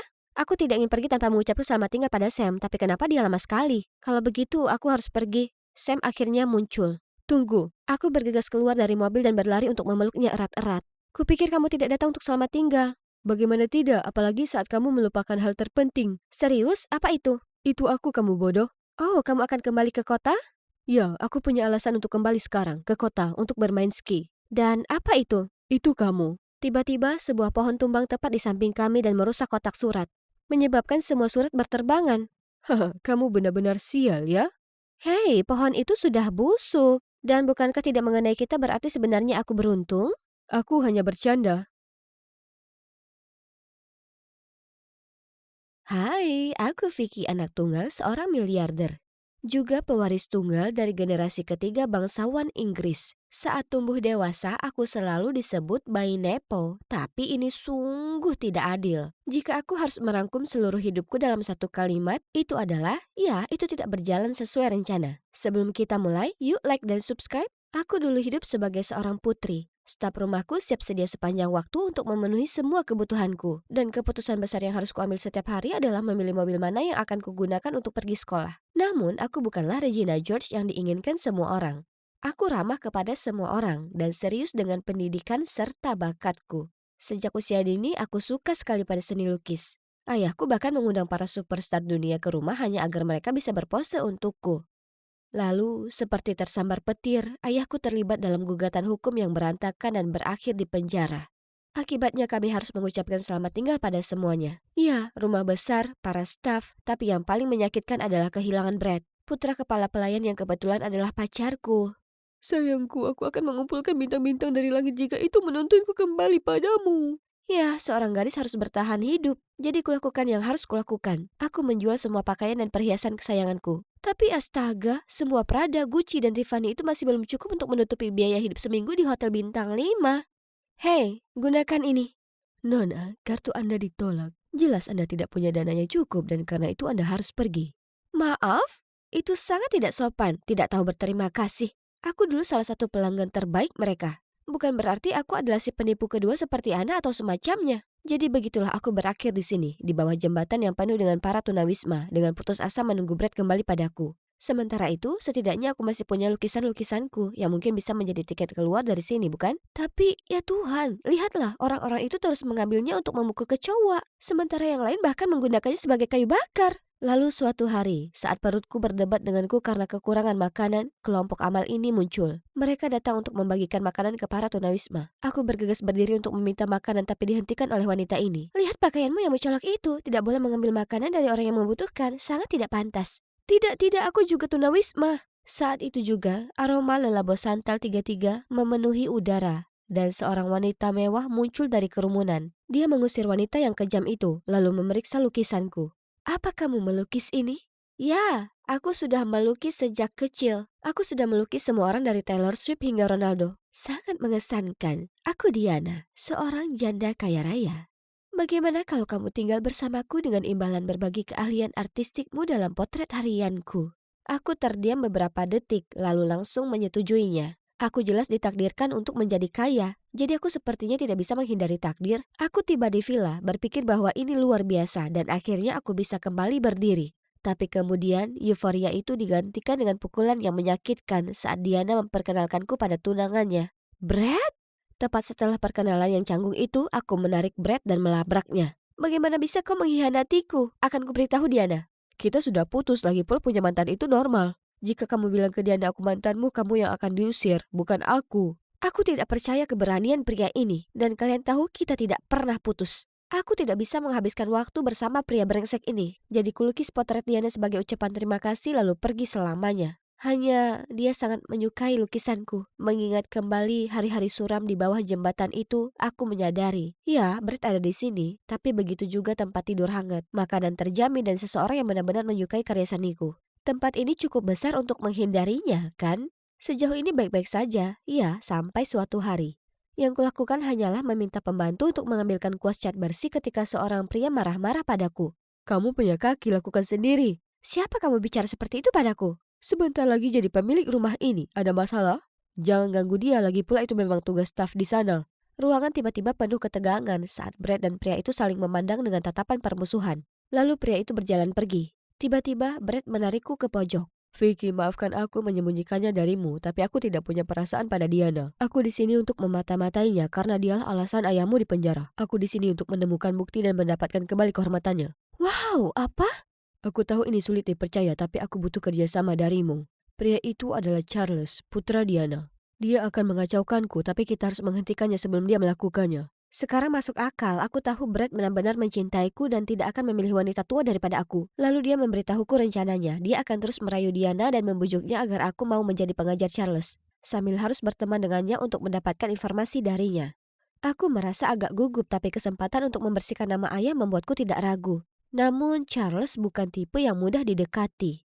Dia sangat kaku dan kasar. Dan tidak peduli seberapa lebar aku mengumbar senyum ramahku, aku selalu mendengar tidak lebih dari 6 kata darinya. Ayo kita melukis benda mati hari ini, bagaimana? Lakukan yang kau mau.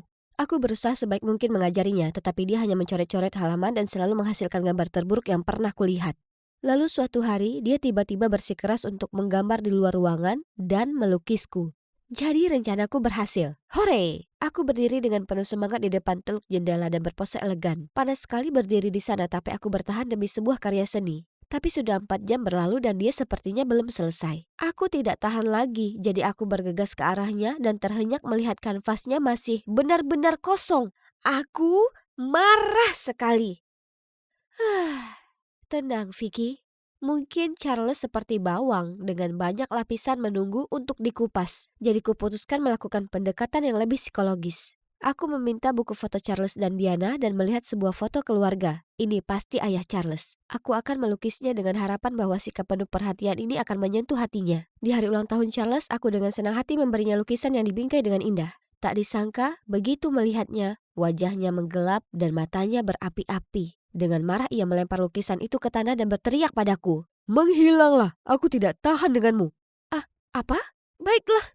Mengapa pria ini harus begitu kasar? Aku menghabiskan sepanjang minggu melukis itu. Dasar psikopat, aku sedang mengemasi barang-barangku ketika Diana masuk ke kamarku. Dia menjelaskan bahwa pria dalam foto itu bukanlah ayah Charles, tapi mantan pacarnya. Ayah Charles meninggal saat dia masih kecil. Dan mantan pacarnya lah yang merawat Charles sejak saat itu. Bagi Charles, dia adalah segalanya. Anak itu bahkan lebih dekat dengannya daripada aku. Tapi kemudian kami putus dan dia menghilang tanpa sepatah kata pun. Charles menjadi tidak bersahabat dan menjauh sejak saat itu. Aku tidak tahu bahwa di balik penampilan luarnya yang keras ada fakta yang begitu pahit. Jadi aku menemuinya. Charles, maaf. Pergi! Aku mungkin terlihat buruk sekarang, tapi aku pernah menjadi putri ayahku. Dia memberiku semua yang bisa ku minta kecuali waktunya. Orang tuaku bercerai saat aku masih kecil dan aku ditinggalkan sendirian, sama sepertimu Charles. Kesepian ini, kerinduan akan ikatan keluarga, aku juga merasakannya. Melihat tangannya melemas, aku melanjutkan. Niatku tidak pernah meremehkanmu, yang kuinginkan hanyalah menjembatani jurang kesalahpahaman di antara kita. Charles masih tetap diam, tapi otot-otot wajahnya sudah rileks. Dan ketika tatapannya bertemu denganku, dia membanting pintu. Jadi kuputuskan tetap tinggal dan meskipun Charles terus bersikap kasar padaku, dia berhenti mengerjaiku. Aku juga perhatikan ketika Charles fokus pada sesuatu, dia berubah menjadi orang yang berbeda. Dia selalu menjulurkan lidahnya yang terlihat menggemaskan. Melihat Charles melukis seolah-olah sedang bertarung dengan kertas, aku datang dan membimbingnya. Tapi tiba-tiba mata kami bertemu. Matanya sangat mempesona. Oh tidak, Vicky, jangan begitu. Kamu di sini untuk membuktikan ayah tidak bersalah dan kembali ke kehidupan lamaku. Sementara aku dan Brad, kami harus memanfaatkan momen bersama kapanpun kami bisa. Ketika ini berakhir, kita bisa berjanji untuk bersama selamanya dan mengadakan pernikahan yang lebih mewah dari keluarga Kardashian. Cintaku, kamu harus bersabar. Kita akan segera bersama lagi. Namun ketika semua orang ada di sana, Brad terus berpura-pura mesra dengan Diana. Aku tahu itu palsu, tapi aku tidak bisa menahan perasaan kesal. Aku tidak bisa hanya duduk di sana tersenyum seolah semuanya baik-baik saja. Jadi selesai lukisan itu, aku mengikuti Brad, berniat menanyakan apa langkah selanjutnya setelah aku berhasil mendekati Charles. Ketika aku melihatnya diam-diam berbicara dengan seseorang. Hai ayah. Ya, Diana seperti tanah liat di tanganku. Vicky membuatnya rumit, tapi aku punya rencana untuk menipunya. Aku pikir pengganggu kecil itu sudah lama pergi. Tapi tampaknya Charles belum mengusirnya. Ada ide? Kemarahan berputar seperti tornado dalam diriku. Aku langsung menghampirinya dan menampar wajahnya. Apa? Kamu? Tunggu sampai Diana tahu tentang ini. Oh ya, kalau kamu menantangku maka bersiaplah untuk kalah. Sampaikan salamku pada teman-teman jembatanmu. Aku segera menemui Diana dan mengungkapkan semuanya tentang Brett kepadanya, tapi wajahnya tiba-tiba berubah serius. Aku tahu kamu akan mengatakan untuk mengalihkan dari kebenaran, tapi aku tahu kamu mencuri uang dariku. Pembantu menemukannya di kamarmu.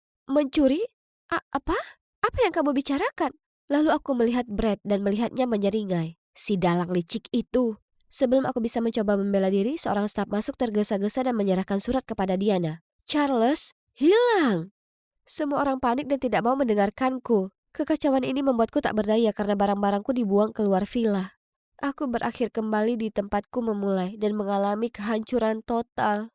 Hal buruknya aku mengkhawatirkan Charles. Apa dia sudah pulang? Keesokan harinya aku sedang coba buat sketsa ketika entah dari mana Charles muncul. Dia menyerahkan kunci apartemen kecil yang nyaman ini dan mengatakan bahwa itu semua milikku. Tertegun dan juga bersyukur aku tidak bisa menahan diri dan memeluknya erat-erat.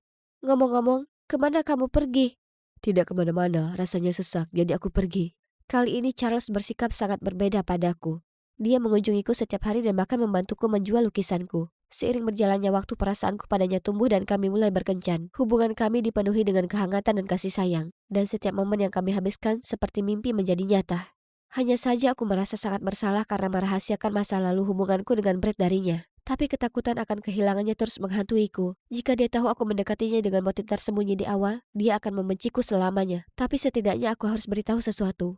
Berhati-hatilah dengan Brett, aku merasa dia bukan orang baik. Aku tahu, dia pemeras harta dari jaringan penipuan percintaan yang menargetkan wanita-wanita kaya untuk memeras mereka. Wow, Charles benar-benar tahu banyak. Tunggu, apakah ini berarti Brett juga berniat memerasku saat aku masih kaya? Aku akan membongkarnya di upacara pernikahan mereka. Ikutlah denganku. Hari ini hari hanya. Aula megah itu dipenuhi cahaya lampu halus. Brett dan Diana berdiri di tengah-tengah, siap untuk bertukar janji sehidup semati. Semua mata tertuju pada mereka. Tiba-tiba seluruh aula menjadi gelap, dan wajah anonim muncul di layar di belakang mereka. Malam ini kami akan membahas tentang pengantin pria kita. Tanpa sepengetahuan banyak orang, Brett Thomas kita sebenarnya adalah Jackson North, yang lahir dan dibesarkan di Pennsylvania oleh ayahnya Richie North, biang keladi jaringan penipuan untuk mengelabui para wanita kaya agar mau menikah dan memeras kekayaan mereka. Kemudian bukti-bukti tentang Brett yang bersikap mesra dengan korban-korban tak berdosa mulai muncul di layar. Setelah itu, sorotan langsung tertuju pada Brett yang hendak melarikan diri. Diana meraung marah, bergegas ke sana dan melemparkan segelas anggur tepat ke wajahnya. Kerumunan mulai bergumam. Tunggu semuanya, pestanya belum berakhir. Periksa menu kalian untuk mengungkapkan kaki tangan lainnya. Semua orang panik memeriksa, tetapi kemudian terlihat bingung ketika semua menu kosong. Kecuali milikku, di mana ada foto aku dan Brett. Jadi sejak awal Charles sudah tahu tentang hubunganku dengan Brett dan dia berpikir aku adalah kaki tangan Brett. Aku berbalik ke arah Charles tapi dia langsung melepaskan tanganku. Kita selesai. Selama ini Charles mempermainkanku dengan trik yang menyakitkan dan bahkan menganggapku mampu melakukan sesuatu yang benar-benar mengerikan. Aku mengirim pesan padanya untuk bertemu denganku di danau tempat kami biasa pergi. Sudah 1 jam berlalu tapi dia belum muncul. Ini mungkin paku terakhir dalam peti mati hubungan kami. Tepat ketika aku akan menyerah, aku melihatnya berjalan dengan langkah berat ke arahku. Charles, dengarkan aku. Aku tidak bersama Brett. Aku mencoba memperingatkanmu tentang dia. Aku mendengar seluruh percakapan licik kalian berdua. Kata-kata cinta dan rencana busuk kalian terhadap keluargaku. Lalu detektif pribadiku mengirimkan foto-foto kalian berdua yang membuktikan bahwa aku benar. Kamu menyewa seseorang untuk memata-mataiku? Bukan kamu, Brett. Itu sebabnya aku pergi. Aku mengira kamu adalah temanku. Dan kupikir kita lebih dari sekedar teman. Brett dan aku memang pernah berkencan di masa lalu, tapi hanya itu saja. Dia mencoba memanfaatkanku sama seperti yang lainnya. Perasaanku padamu nyata, kamu harus percaya padaku. Lalu? Aku tidak tahu tentang penipuan itu. Aku menyesal pernah percaya pada kebohongan Brett saat pertama kali mendekatimu. Dia bilang ibumu terlibat dalam jatuhnya ayahku dan aku sangat ingin ayahku tidak bersalah sehingga dengan bodohnya aku mempercayainya. Charles tidak mengucapkan sepatah kata pun, dia hanya berbalik dan pergi. Tapi tunggu, boleh aku tanya, kenapa tidak publikasikan wajahku dalam foto itu dengan Brett? Aku hanya ingin kamu merasakan bagaimana rasanya disakiti, tapi aku juga tidak tega melihatmu terluka. Biarkan aku pergi, aku butuh waktu. Lalu dia meninggalkanku di sana, melihatnya menghilang dalam kegelapan, terasa dunia di sekelilingku runtuh. Setelah hujan, matahari akhirnya bersinar lagi. Polisi akhirnya menangkap Brett dan ayahnya dan memenjarakan mereka berdua. Diana mencariku dan meminta maaf padaku. Dia memintaku kembali ke villa dan melukis untuknya, tapi aku menolak. Aku tidak bisa terus terlalu percaya dan bergantung pada orang lain. Sudah waktunya bagiku untuk percaya pada diri sendiri dan berdiri di atas kakiku sendiri. Dan yang lebih penting, aku tidak bisa lagi menghadapinya. Hai, ini Vicky, lagi, tapi dalam versi yang lebih glamor. Setelah semua keringat dan air mata, aku akhirnya berhasil menjadi seorang seniman. Aku baru saja dipilih berkolaborasi dalam sebuah proyek seni dengan perusahaan besar ini, dan hidupku akan membuka lembaran baru saat membuka pintu ini. Charles? Halo Lorong, halo teman-teman sekelas. Aku Taya akhirnya kembali ke sekolah setelah 3 bulan. Ada apa? Ada apa dengan tatapan semua orang? Para cowok itu hampir terjatuh dari kursi mereka. Apa aku berubah menjadi Jenna Ortega pada liburan musim panas atau semacamnya? Oh, ternyata ada cewek baru yang berdiri di belakangku. Apakah kamu murid baru? Biar ku ajak kau berkeliling.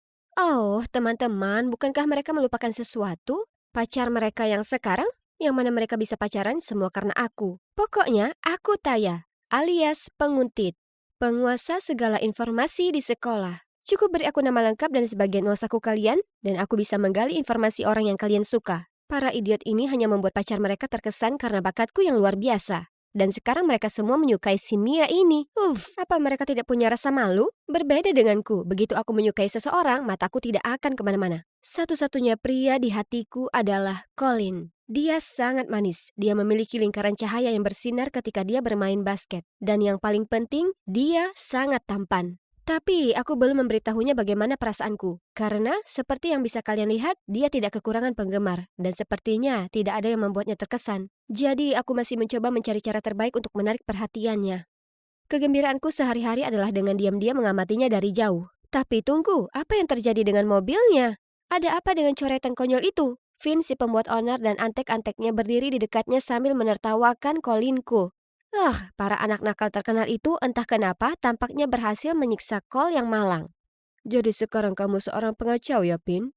Lihat siapa yang berbicara. Oh, begitu. Kapten tim yang baru? Finn melemparkan kaleng semprotan ke arah Cole lalu pergi. Kenapa Colin tidak melakukan apapun? Mungkin dia tidak ingin menjadi orang bodoh seperti itu?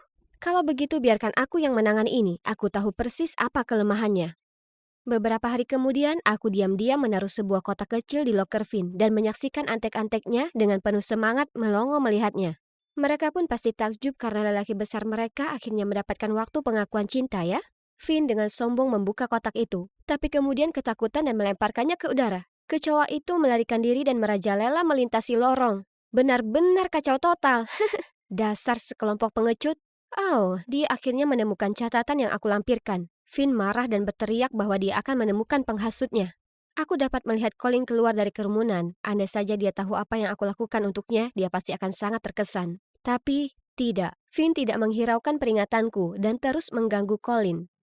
Aku tidak bisa membiarkan dia lolos begitu saja. Gremlin itu perlu belajar beberapa pelajaran serius. Finn selalu pulang larut malam sepulang sekolah untuk menyelinap ke teras dan berlatih skateboard. Jadi, aku berencana untuk membuatnya terjebak di dalam lift. Dia akan terjebak di sana setidaknya 1 jam. Waktu yang cukup bagi pembuat onar itu untuk membaca surat peringatan kedua ini dan meminta maaf atas perbuatannya. Itu dia. Waktunya pergi. Aku menundukkan kepalaku dengan perlahan keluar dari lift ketika tiba-tiba Finn meraih pergelanganku dan menarikku kembali. Sampai kapan kamu akan bermain si cantik menyelamatkan pahlawannya? Bagaimana dia bisa tahu? Ternyata, anak buah Finn kebetulan melihat sekumpulan foto Colin berhiaskan hati di lokerku. Dan mereka bahkan menemukan daftar kelemahan Finn di tasku. Hanya seekor anak anjing lucu yang bisa membuatnya berteriak seperti gadis kecil? Tiba-tiba, lift berhenti. Oh tidak, aku tidak bermaksud menjebak diriku di sini seperti ini, dengan bajingan ini. Kamu yang melakukan ini ya kan? Kamu sudah keterlaluan. Begini saja, jadilah pelayanku selama sebulan dan aku akan melepaskanmu. Enak saja, menjauhlah dari Colin dan aku akan menjauhimu. Kamu tidak tahu wajah aslinya. Aku ragu kamu akan tetap menyukainya kalau kamu tahu. Bagaimanapun, aku mendengar bahwa kepala sekolah sangat ingin mendapatkan pelaku penyebar kecoa. Pilihanmu, apakah kamu ingin menghadapi kepala sekolah atau aku? Dia menangkapku. Tapi apa yang orang Finn ini ketahui tentang Colin yang tidak ku ketahui? Oke, cuma 1 bulan dan jangan berpikir menjadi bosku akan mudah. Bagus. Kalau begitu aku sudah punya pesanan pertama untukmu. Jadi, aku harus bernyanyi dan menari untuk menghiburnya sampai seseorang datang menyelamatkan kami. Pada hari-hari berikutnya, si Finn yang suka memerintah terus mengirimiku tugas bodoh dan menegurku atas segala hal. Tak dapat dipungkiri kalau orang ini adalah seorang pelukis yang berbakat. Hanya saja sayang sekali dengan kepribadiannya yang buruk. Begitu ada yang melihat kami, dia langsung meluncur pergi, meninggalkanku yang mengejarnya. Dia juga tidak belajar, jadi aku harus mengerjakan semua PR-nya. Dia bahkan menyuruhku berkeliling sekolah hanya untuk membelikannya makanan ringan. Kali ini Finn memintaku untuk meletakkan kue ini di meja Bu Watterson. Apakah dia akhirnya melakukan sesuatu yang baik? Tidak. Betapa bodohnya aku. Ternyata dia menyuntikkan pewarna makanan ke dalamnya untuk mengerjai guru kami. Dan dia merekam video kalau aku yang meletakkannya di mejanya untuk memfitnahku. Kamu harus tinggal sepulang sekolah dan merekam setiap sesi bermain skateboard. Kalau tidak, aku akan memberitahunya. Orang itu sudah keterlaluan. Apa dia memaksaku bekerja lembur sekarang? Dan karena aku sibuk menjadi boneka Finn, aku bahkan tidak punya waktu lagi untuk menjaga Colin. Aku sudah mencoba beberapa kali menanyakan kenapa dia begitu membenci Colin, tapi setiap aku menyebutkannya, dia jadi cemas. Dan ada satu hal lagi yang membuatku penasaran, ada sesuatu yang terjadi pada kaki Finn. Hei, apakah kaki kirimu sakit? Tidak apa-apa, jangan bertingkah seolah kita sudah dekat. Kenapa kamu harus begitu sensitif? Pantas saja tidak ada yang menyukaimu. Oh, tolong, disukai oleh orang sepertimu akan menjadi mimpi buruk. Satu-satunya gadis setingkatku di tempat ini adalah Mira. Dia manis dan lembut. Lagi pula, dia baru saja pindah ke sini dan sudah mendirikan klub seni. Dia tidak bisa membandingkan Putri Duyung kecil dengan Putri Merida. Pada dasarnya, kami berbeda. Kudengar kaulah yang mengetahui segalanya di sekolah, kan? Cari tahu tentang dia untukku, ini mungkin misi terakhirmu. Untuk apa? Apakah kamu akan membuat dia mendapat masalah juga? Haha, ini membuktikan bahwa orang yang sok tahu sepertimu tidak tahu apa-apa tentangku. Sepertinya kamu juga tidak memahami Colin sama sekali. Berikan saja ini pada Mira. Ingatlah untuk melakukannya di tempat sepi agar dia tidak merasa canggung. Oh, dia bahkan menarik kartunya sendiri. Sisi pemberontak Finn ini benar-benar mengejutkanku. Tapi kalau dipikir-pikir, kalau Finn terlalu sibuk dengan cinta, dia tidak akan menyiksaku lagi. Di bawah instruksi Finn, aku pergi ke sekolah keesokan harinya untuk mencari inspirasinya. Begitu aku melihat Mira, aku langsung mengejarnya. Tapi, apakah dia sedang berbicara dengan Colin? Kenapa mereka terlihat sangat licik? Aku tidak mengerti. Kenapa kamu ingin menyembunyikan ini? Aku baru saja pindah ke sini. Aku tidak ingin para penggemarmu menggangguku. Jadi di depan orang lain anggap saja kita orang asing. Oke? Baiklah, sampai jumpa sepulang sekolah. Aku akan menjemputmu. Oke, sampai jumpa sayang. Apa itu tadi? Apakah mereka pacaran? Ini sama sekali bukan kabar baik. Tepat pada saat itu, Finn datang bertanya kepadaku. Kenapa kau tidak memberikan kartu itu padanya? Apa yang terjadi? Lalu aku memberitahu Finn apa yang baru saja aku lihat. Colin menawarkan diri untuk menjemputnya sepulang sekolah, lalu Mira malah memanggilnya sayang. Sepertinya cinta pertamaku telah berakhir bahkan sebelum dimulai. Tapi mereka bahkan tidak punya nyali untuk mengumumkannya ke publik. Colin tidak pantas menerima Mira. Tapi tidak apa-apa, aku punya rencana. Jadi menurut skemanya, pada dasarnya kami perlu memisahkan mereka. Lalu aku ambil Colin dan Finn ambil Mira. Hari itu, sepulang sekolah, aku membantu Finn mengempeskan ban Colin. Aku tahu aku benci membuat masalah untuk Colin yang kucintai. Tapi ini satu-satunya cara untuk memberi Finn kesempatan untuk menawarkan tumpangan kepada Mira karena dia sedang terburu-buru ke kelas baletnya. Keesokan harinya, Finn membantuku menarik Colin sebagai partner untuk proyek kimiaku. Selama kelas, aku sangat bersemangat dan gugup ketika duduk di sebelah belahan jiwaku. Sampai aku melihat Colin menulis sesuatu untuk Mira dan meninggalkannya di meja labnya. Aku segera menyeret Finn untuk mencuri surat itu. Hari ini kita harus menjemput Tommy, dan ibu bertanya apa yang kamu inginkan untuk makan malam nanti. Apakah hubungan mereka berkembang secepat ini? Colin sudah memperkenalkan Mira kepada keluarganya? Kami tidak bisa membiarkan keduanya bertemu begitu saja, jadi kami menguntit dan mengikuti mereka ke taman kanak-kanak. Saat melihat mereka bersama seorang anak laki-laki, Finn tiba-tiba berkata tanpa berpikir. Apa? Anak laki-laki itu putra mereka? Tidak, itu hanya adik laki-laki Colin. Tommy usia 5,5. Warna favoritnya hijau, makanan favorit es krim. Pokoknya, mataku gatal melihat mereka bahagia satu sama lain. Ayo kita sabotase. Jadi, kami menculik anak itu. Oh, tidak seburuk yang kalian bayangkan. Kami hanya mengajaknya makan es krim tanpa memberitahu Colin dan Mira. Anak itu tidak terlihat cemas sama sekali. Kenapa cemas? Kamu menyelamatkanku dari dua hal membosankan itu. Jadi, Tommy, tahukah kamu kalau Mira sedang makan malam bersama keluargamu malam ini? Ya, Mira. Dia tinggal di rumah kita setiap hari. Apa? Tolong es krim coklat satu lagi, aku akan menjelaskannya. Aku langsung memberinya secangkir es krim baru. Anak ini pintar. Ya, dia tinggal bersama kita karena dia sepupu kita. Apa? Kenapa dia memanggil Colin sayang? Mungkin karena ibu kami selalu memanggilnya dengan nama panggilan yang memalukan ini. Tepat pada saat itu, Mira bergegas masuk ke toko es krim dengan panik. Jadi, kalian sepupu, kenapa menyembunyikannya dari semua orang? Itu karena dia takut orang-orang mengetahui orang tuanya sudah bangkrut. Tidak, itu tidak benar. Jangan mendengarkan anak itu. Ya benar, aku dengar kamu menceritakan semuanya pada Colin. Oke, itu alasannya. Tapi tolong jangan beritahu siapapun tentang ini. Aku segera mengatakan bahwa kami akan sepakat jika Mira berkencan dengan Finn. Pria itu tampak kaget, tidak menyangka aku bisa begitu cerdik ya. Anehnya, Mira tersenyum dan mengatakan dia tidak keberatan berkencan dengan Finn. Karena dia selalu menganggap Finn itu lucu. Hah? Jadi semuanya semudah itu? Itu artinya kehidupan pelayanku akhirnya akan berakhir di sini. Saat itulah Colin bergegas mendekat. Tommy, kenapa kamu ada di sini? Oh, aku baru saja tersesat sehingga mereka melihatku dan membelikan es krim untuk menenangkanku. Mereka tidak menculikku sama sekali. Oh, Tommy. Nah, begitulah cara Mira dan Finn kencan pertama mereka. Kesepakatan antara aku dan Finn dianggap sudah selesai, tapi kenapa aku merasa hampa, bukannya lega? Tiba-tiba sesuatu mengenai kakiku. Bukankah kamu seharusnya berkencan? Aku tahu, tapi pelayanku masih menunggu bos di sini. Ternyata kencan mereka agak aneh. Mira sepertinya tidak menyukai kelakuan Finn, dan ketergantungan Mira membuat Finn putus asa. Jadi ini pasti kencan terakhir mereka. Aku tertawa terbahak-bahak, tapi Finn segera menghentikanku. Bagaimana denganmu dan Colin? Masih belum punya nyali menyatakan perasaan? Aku mungkin berhasil melindungi belahan jiwaku, tapi entah kenapa, sepertinya ada sesuatu yang membuatku tidak bisa mengungkapkan perasaan. Finn segera mengajakku untuk melakukan makeover. Dia seorang konsultan yang sangat antusias dan tampaknya sangat berpengetahuan tentang selera Colin. Saat melihatku memakai baju baru, dia bahkan bilang aku terlihat manis. Oke, kemana perginya Finn yang kasar? Apa pendapatmu tentang aku dan Colin menjadi pasangan? Apa maksudmu? Maksudku, kamu dulu mengatakan bahwa Colin sangat jelek. Tapi sekarang kamu bersedia membantu kami. Sebenarnya dia tidak sejelek itu, dan aku melakukan ini untukmu. Kamu menyukainya, kan? Iya, aku suka Colin, kan? Kenapa perasaanku terasa samar-samar? Apa yang ada di kepalaku? Keesokan harinya di sekolah, saat aku tampil di hadapan Colin dengan penampilan baruku, dia tampak terkesan. Dan tahukah kalian, dia bahkan yang mengajakku kencan. Ya.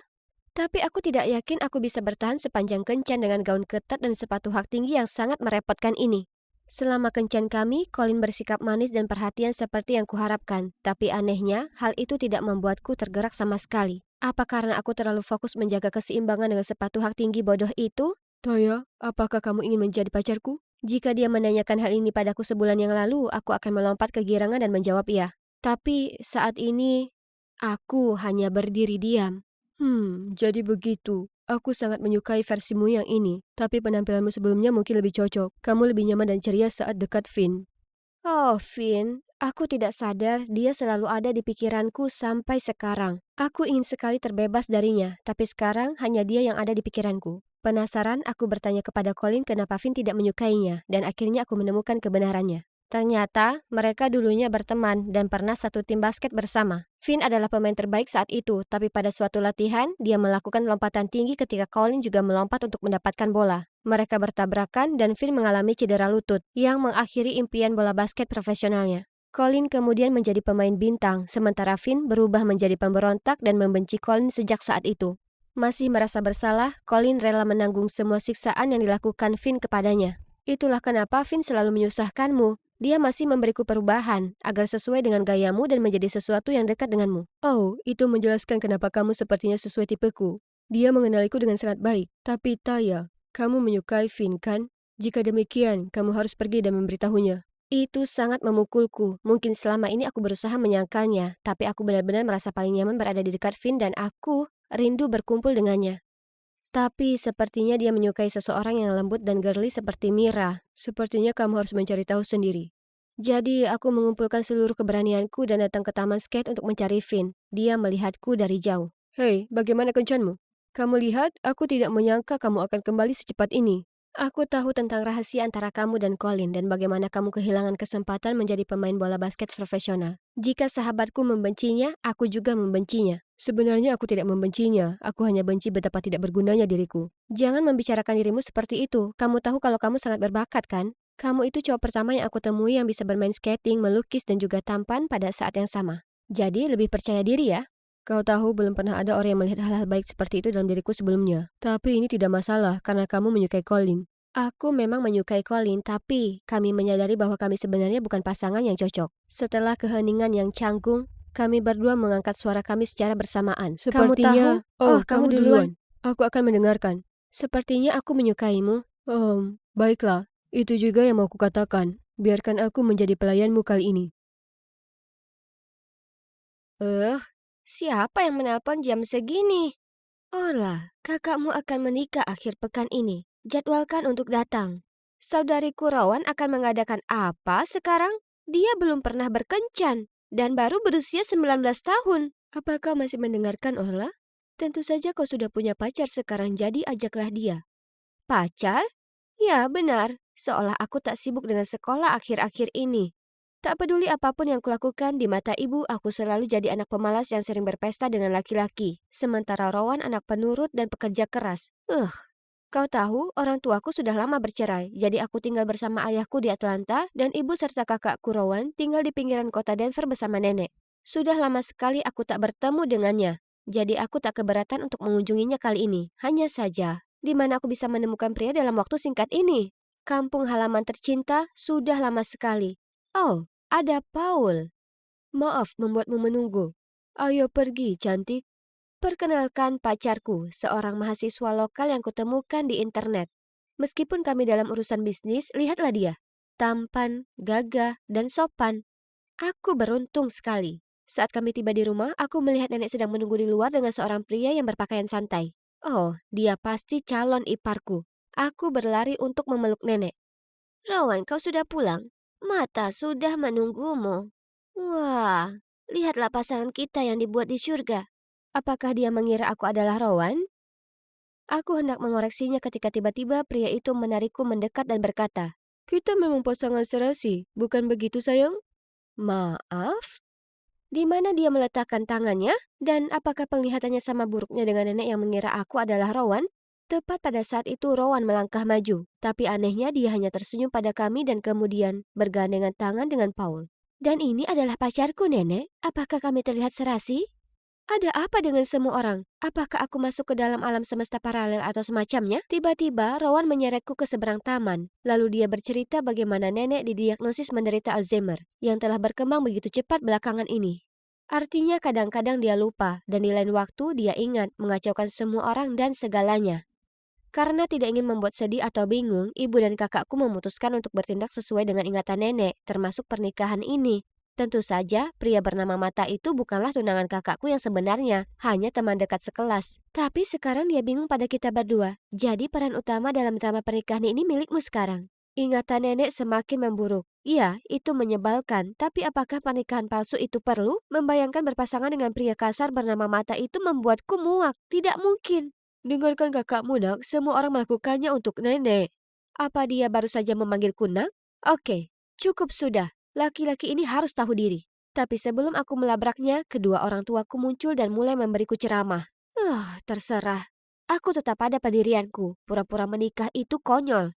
Senang sekarang, gadis kecil ayah bertingkah manja lagi. Kumohon aku membesarkannya dengan baik. Dan kau, jika kau sudah merawat ibumu dengan lebih baik, dia tak akan seperti itu. Belum lagi. Mereka hanya bertemu satu sama lain setiap beberapa tahun sekali. Tapi pertengkaran selalu terjadi hampir seketika. Apa yang terjadi? Kalian berdua tidak pernah bertengkar. Ada apa? Saat melihat nenek, tiba-tiba ibu dan ayah berubah 180 derajat. Beberapa saat yang lalu mereka saling berteriak satu sama lain, tapi sekarang mereka tersenyum dan mesra. Sungguh konyol. Tapi, apa nenek benar-benar tidak ingat bahwa orang tuaku sudah bercerai? Kondisinya tampak seburuk yang mereka katakan. Ini berarti aku tak punya pilihan selain mengikuti rencana mereka untuk membuatnya bahagia. Namun, aku bukan aktor profesional. Terus berimprovisasi menurut ingatan nenek tidaklah mudah. Terutama saat aku harus beradu akting dengan si Mata yang menyebalkan. Kepalaku terlalu penuh dengan pikiran dan tak bisa tidur nyenyak. Jadi aku bangun lebih awal dan berjalan-jalan di taman. Entah dari mana, Mata berlari ke arahku dan meraih tanganku. Apa semalam tidurmu nyenyak, sayang? Hah? Untuk siapa dia berakting? Di taman yang kosong ini?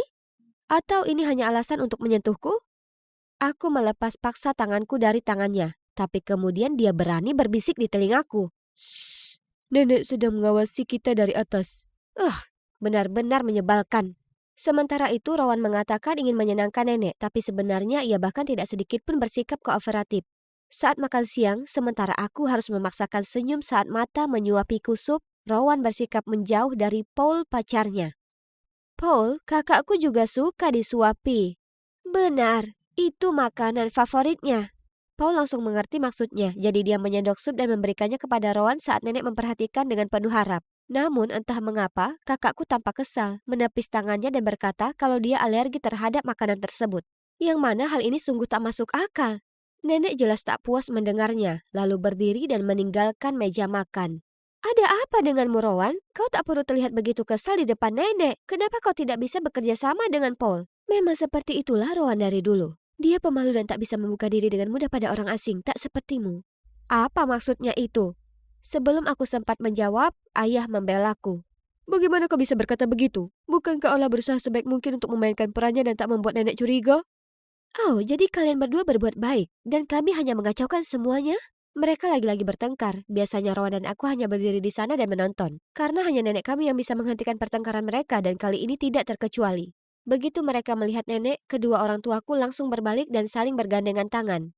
Mata juga sama cepatnya. Ia meraih lenganku dan lengan nenek lalu mengajak kami jalan-jalan.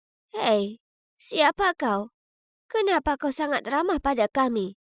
Ya ampun, baru beberapa detik yang lalu dan ingatannya tentang Mata sudah lenyap. Aku langsung bilang kalau aku dan Mata kuliah di kampus yang sama dan dia mengunjungiku. Aku pikir itu sudah cukup, tapi tidak. Berbicara tentang kampus, dia langsung bertanya mengapa kami ada di rumah saat seharusnya kami berada di kampus. Seluruh keluargaku terdiam mendengar reaksinya. Orang tuaku menyebutkan tentang pernikahan untuk melihat apakah dia ingat sesuatu. Tapi dia langsung marah. Bagaimana bisa kalian bicara soal pernikahan saat kedua cucuku masih usia sekolah? Apa kalian berdua sudah gila? Jadi keesokan paginya, aku harus pergi ke kampus bersama Rowan. Namun yang menjadi masalah adalah kami harus naik sepeda kecil berwarna merah muda ini bersama-sama sesuai perintah nenek. Ini memalukan, tapi bagaimana kami bisa menolaknya? Dia hanya mengingat kenangan lama. Jadi, aku berkeliaran di sekitar sini sepanjang hari menunggu Mata dan Rowan menyelesaikan kuliah mereka. Tiba-tiba aku melihat Paul bersama beberapa gadis. Hei, apa yang kau lakukan di sini? Oh, Ola. Aku cuma memberi arahan kepada para mahasiswa baru ini. Sebenarnya, aku sedang menunggu untuk menjemput kakakmu. Wow, sepertinya Paul benar-benar naksir Rowan. Aku harus memberitahu kakakku yang pemalu itu untuk memanfaatkan kesempatan ini. Aku mengajak Paul ke ruang kuliah tepat saat kelas selesai, lalu mendorong Rowan ke arahnya, mengucapkan selamat bersenang-senang, dan segera menarik Mata untuk memberi ruang bagi pasangan itu. Akhirnya, aku bisa pulang ke rumah. Tapi, saat kami sampai di gerbang kampus, kami melihat ayah membantu nenek menuju ke sini. Melihat wajahku yang pucat, ayah segera menjelaskan bahwa nenek mengira hari ini adalah hari pertamaku masuk kuliah. Jadi dia bersikeras untuk menjemput kami. Ya ampun, sudah cukup buruk datang ke sini dengan sepeda merah muda kecil. Aku menolak keras untuk dijemput ayah dan nenek. Aku bukan anak TK. Aku ditugaskan untuk membersihkan lapangan sepak bola. Giliranku bertugas hari ini. Jangan tunggu aku. Oh, begitu. Santai saja, aku akan melihat-lihat sebentar. Aku menatap Mata berharap dia punya ide untuk mengeluarkanku dari situasi ini. Tapi dia hanya menyeringai dan mengambil sapu dariku. Ayo kita bersihkan tempat ini. Aku hanya akan pura-pura membersihkan sedikit. Tapi ternyata nenek adalah pengawas paling jeli yang pernah ada. Olah, ada sampah di sana. Lihat lebih dekat sayang, ada daun kering di pojokan. Lalu, kau harus mengelap noda-noda ini dengan kain basah. Begitu dia pergi, aku berbaring di lapangan, terengah-engah karena kelelahan. Apa kau tidak lelah? Ya ampun, aku sudah kehabisan tenaga. Tak bisa membayangkan jika itu terjadi padaku saat seusia nenek. Kasihan dia, menakutkan sekali kalau suatu hari nanti lupa dengan keluarga. Kelahiran, penuaan, penyakit, kematian, ini adalah hal-hal yang tidak bisa kita ubah. Tapi satu hal yang bisa kita lakukan adalah menghargai setiap momen bersama orang-orang yang kita cintai karena saat-saat ini sangat istimewa. Aku sangat salah ketika pada awalnya aku menganggap Mata sebagai orang yang tidak sopan dan menyebalkan. Pemikirannya yang mendalam membuatku merasa cukup nyaman untuk mencurahkan isi hatiku tentang keluargaku. Mengapa orang tuaku bercerai, mengapa aku tak mengunjungi nenek sesering yang seharusnya, dan semua pertengkaran dengan saudara perempuanku Rowan. Kami berbicara banyak hal dan rasanya seperti sudah saling mengenal lama. Malam itu aku terus berbalik, berguling dan tak bisa berhenti memikirkan bagaimana Mata dengan rajin membantuku bersih-bersih. Tentang percakapan kami di sore hari, dan cara dia membantuku berdiri. Oh, apa yang salah denganku? Tak bisa dipungkiri bahwa sisi ini dari dirinya sangat menarik. Tapi ada satu masalah, saat kami akan pergi dia berkata padaku, Sampai jumpa besok, Rowan. "Ya, Rowan." Bagaimana dia bisa? Apa karena semua tindakan di depan nenekku membuatnya bingung? Atau karena dia selalu ada di pikirannya? Sudahlah, itu bukan urusanku. Hari berikutnya aku bosan berjalan-jalan di kampus, jadi aku pergi ke kelas bersama Rowan dan Mata. Rowan benar, mereka tampak sangat dekat. Selama pelajaran, keduanya mendengarkan dosen dengan penuh perhatian, kemudian berdiskusi satu sama lain. Mata juga dengan sabar menjelaskan bagian yang tak dimengerti oleh Rowan. Kita makan apa siang nanti? Apa yang enak di kantin? Kau akan mengambil mata kuliah ini juga tahun depan, jadi fokuslah. Kemudian mereka melanjutkan diskusi, seolah-olah aku tak terlihat. Sungguh membuat frustrasi. Hei, apa kau cemburu? Jangan, kita cuma teman. Kenapa dia berkata begitu? Cemburu? Itu konyol. Masih cemberut? Bagaimana kalau kita pergi ke bioskop malam ini? Aku akan membantu kalian berdua. Dan disinilah kita. Sesuai rencana, aku akan duduk di sebelah Mata, sementara Rowan akan bersama Paul. Terdengar bagus? Namun, ketika Rowan hendak duduk di sebelah Paul, Mata langsung mengambil tempat duduk itu. Jadi, dia tidak ingin duduk di sebelahku atau dia tidak ingin Rowan bersama Paul? Apapun alasannya, dia jelas tidak punya perasaan padaku. Begitu film selesai, aku bergegas keluar dari sana hanya untuk melihat pemandangan yang tidak asing. Nenek dan ayah lagi. Dia mulai mengomel dan bersikeras mengantarku pulang. Kenapa kau masih di luar jam segini, Rowan? Masih banyak yang harus dipersiapkan untuk pernikahan.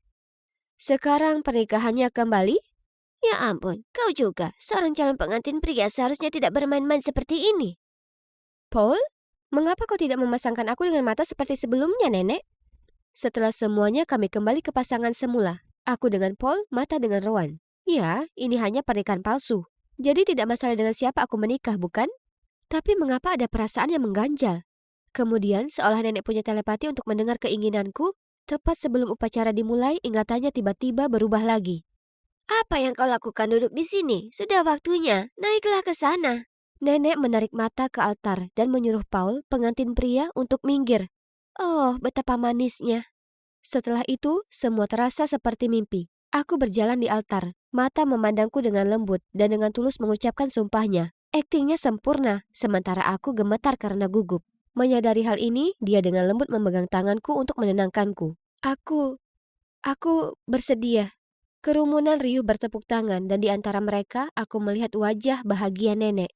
Meskipun momen ini sangat menyenangkan, aku tak lupa dengan misi penting lainnya, yaitu membantu kakak perempuanku mendapatkan pacar. Jadi aku melemparkan buket bunga ke arah Rowan dan mengedipkan mata pada Paul. Tapi anehnya, dia tidak terlihat senang dengan hal ini.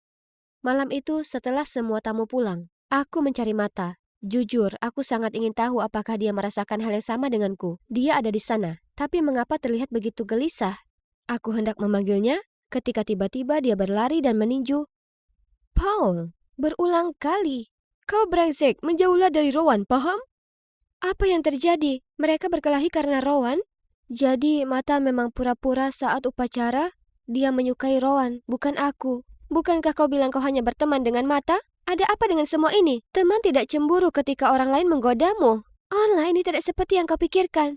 Aku tahu, dia pikir dia bisa mempermainkanku lagi.